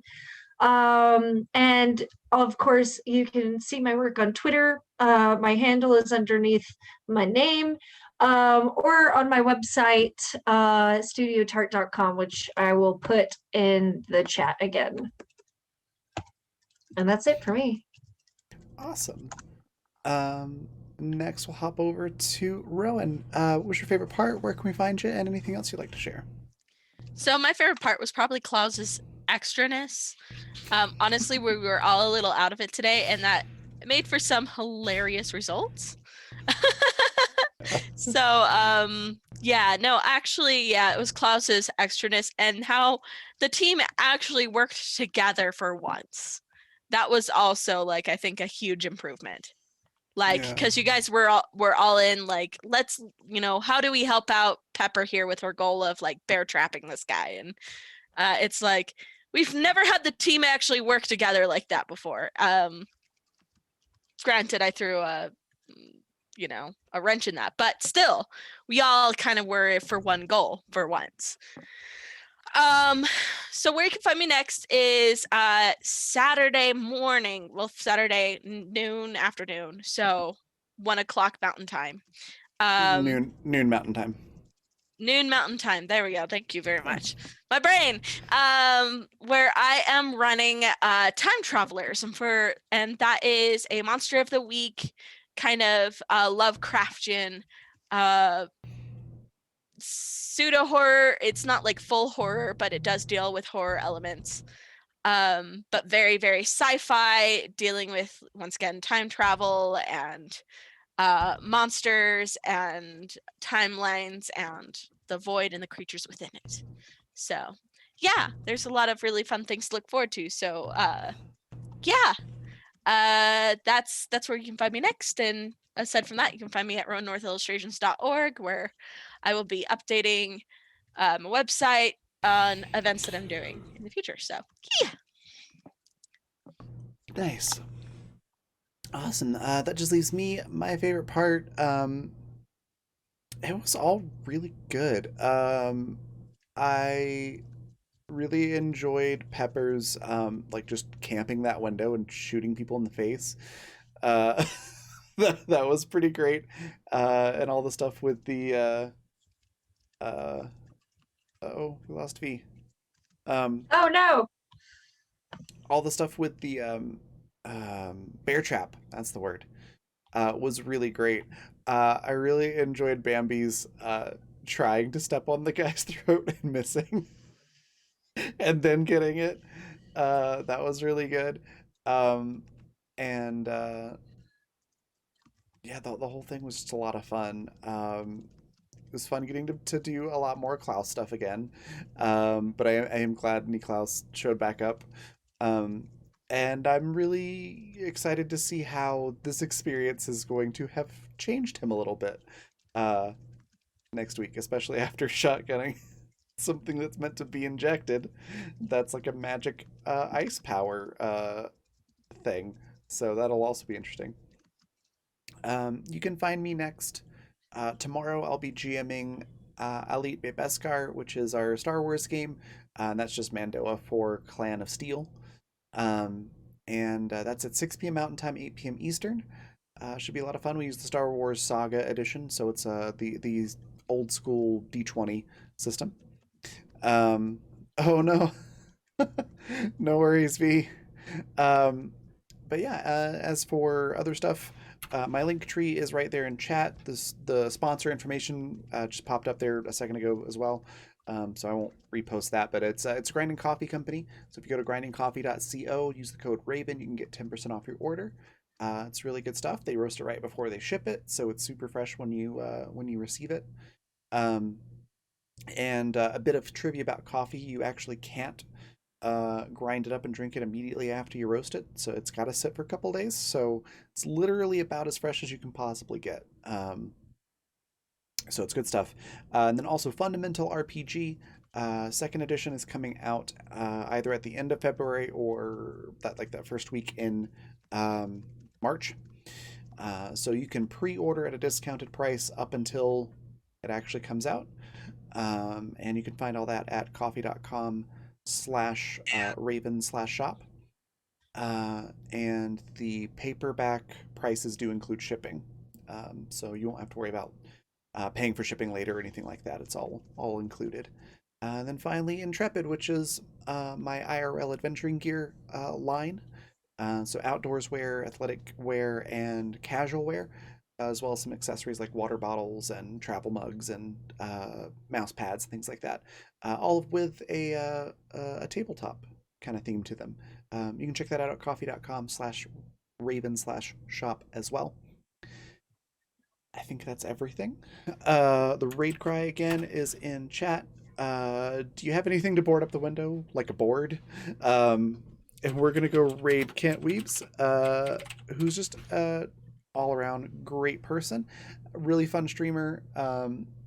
If you enjoyed hanging out here, you're probably gonna enjoy hanging out over there as well.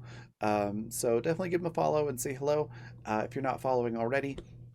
And yeah, I will see you all tomorrow. Bye, everybody. Oh, also thank you to Rowan and Michael for the donations. Thanks. Bye, everybody.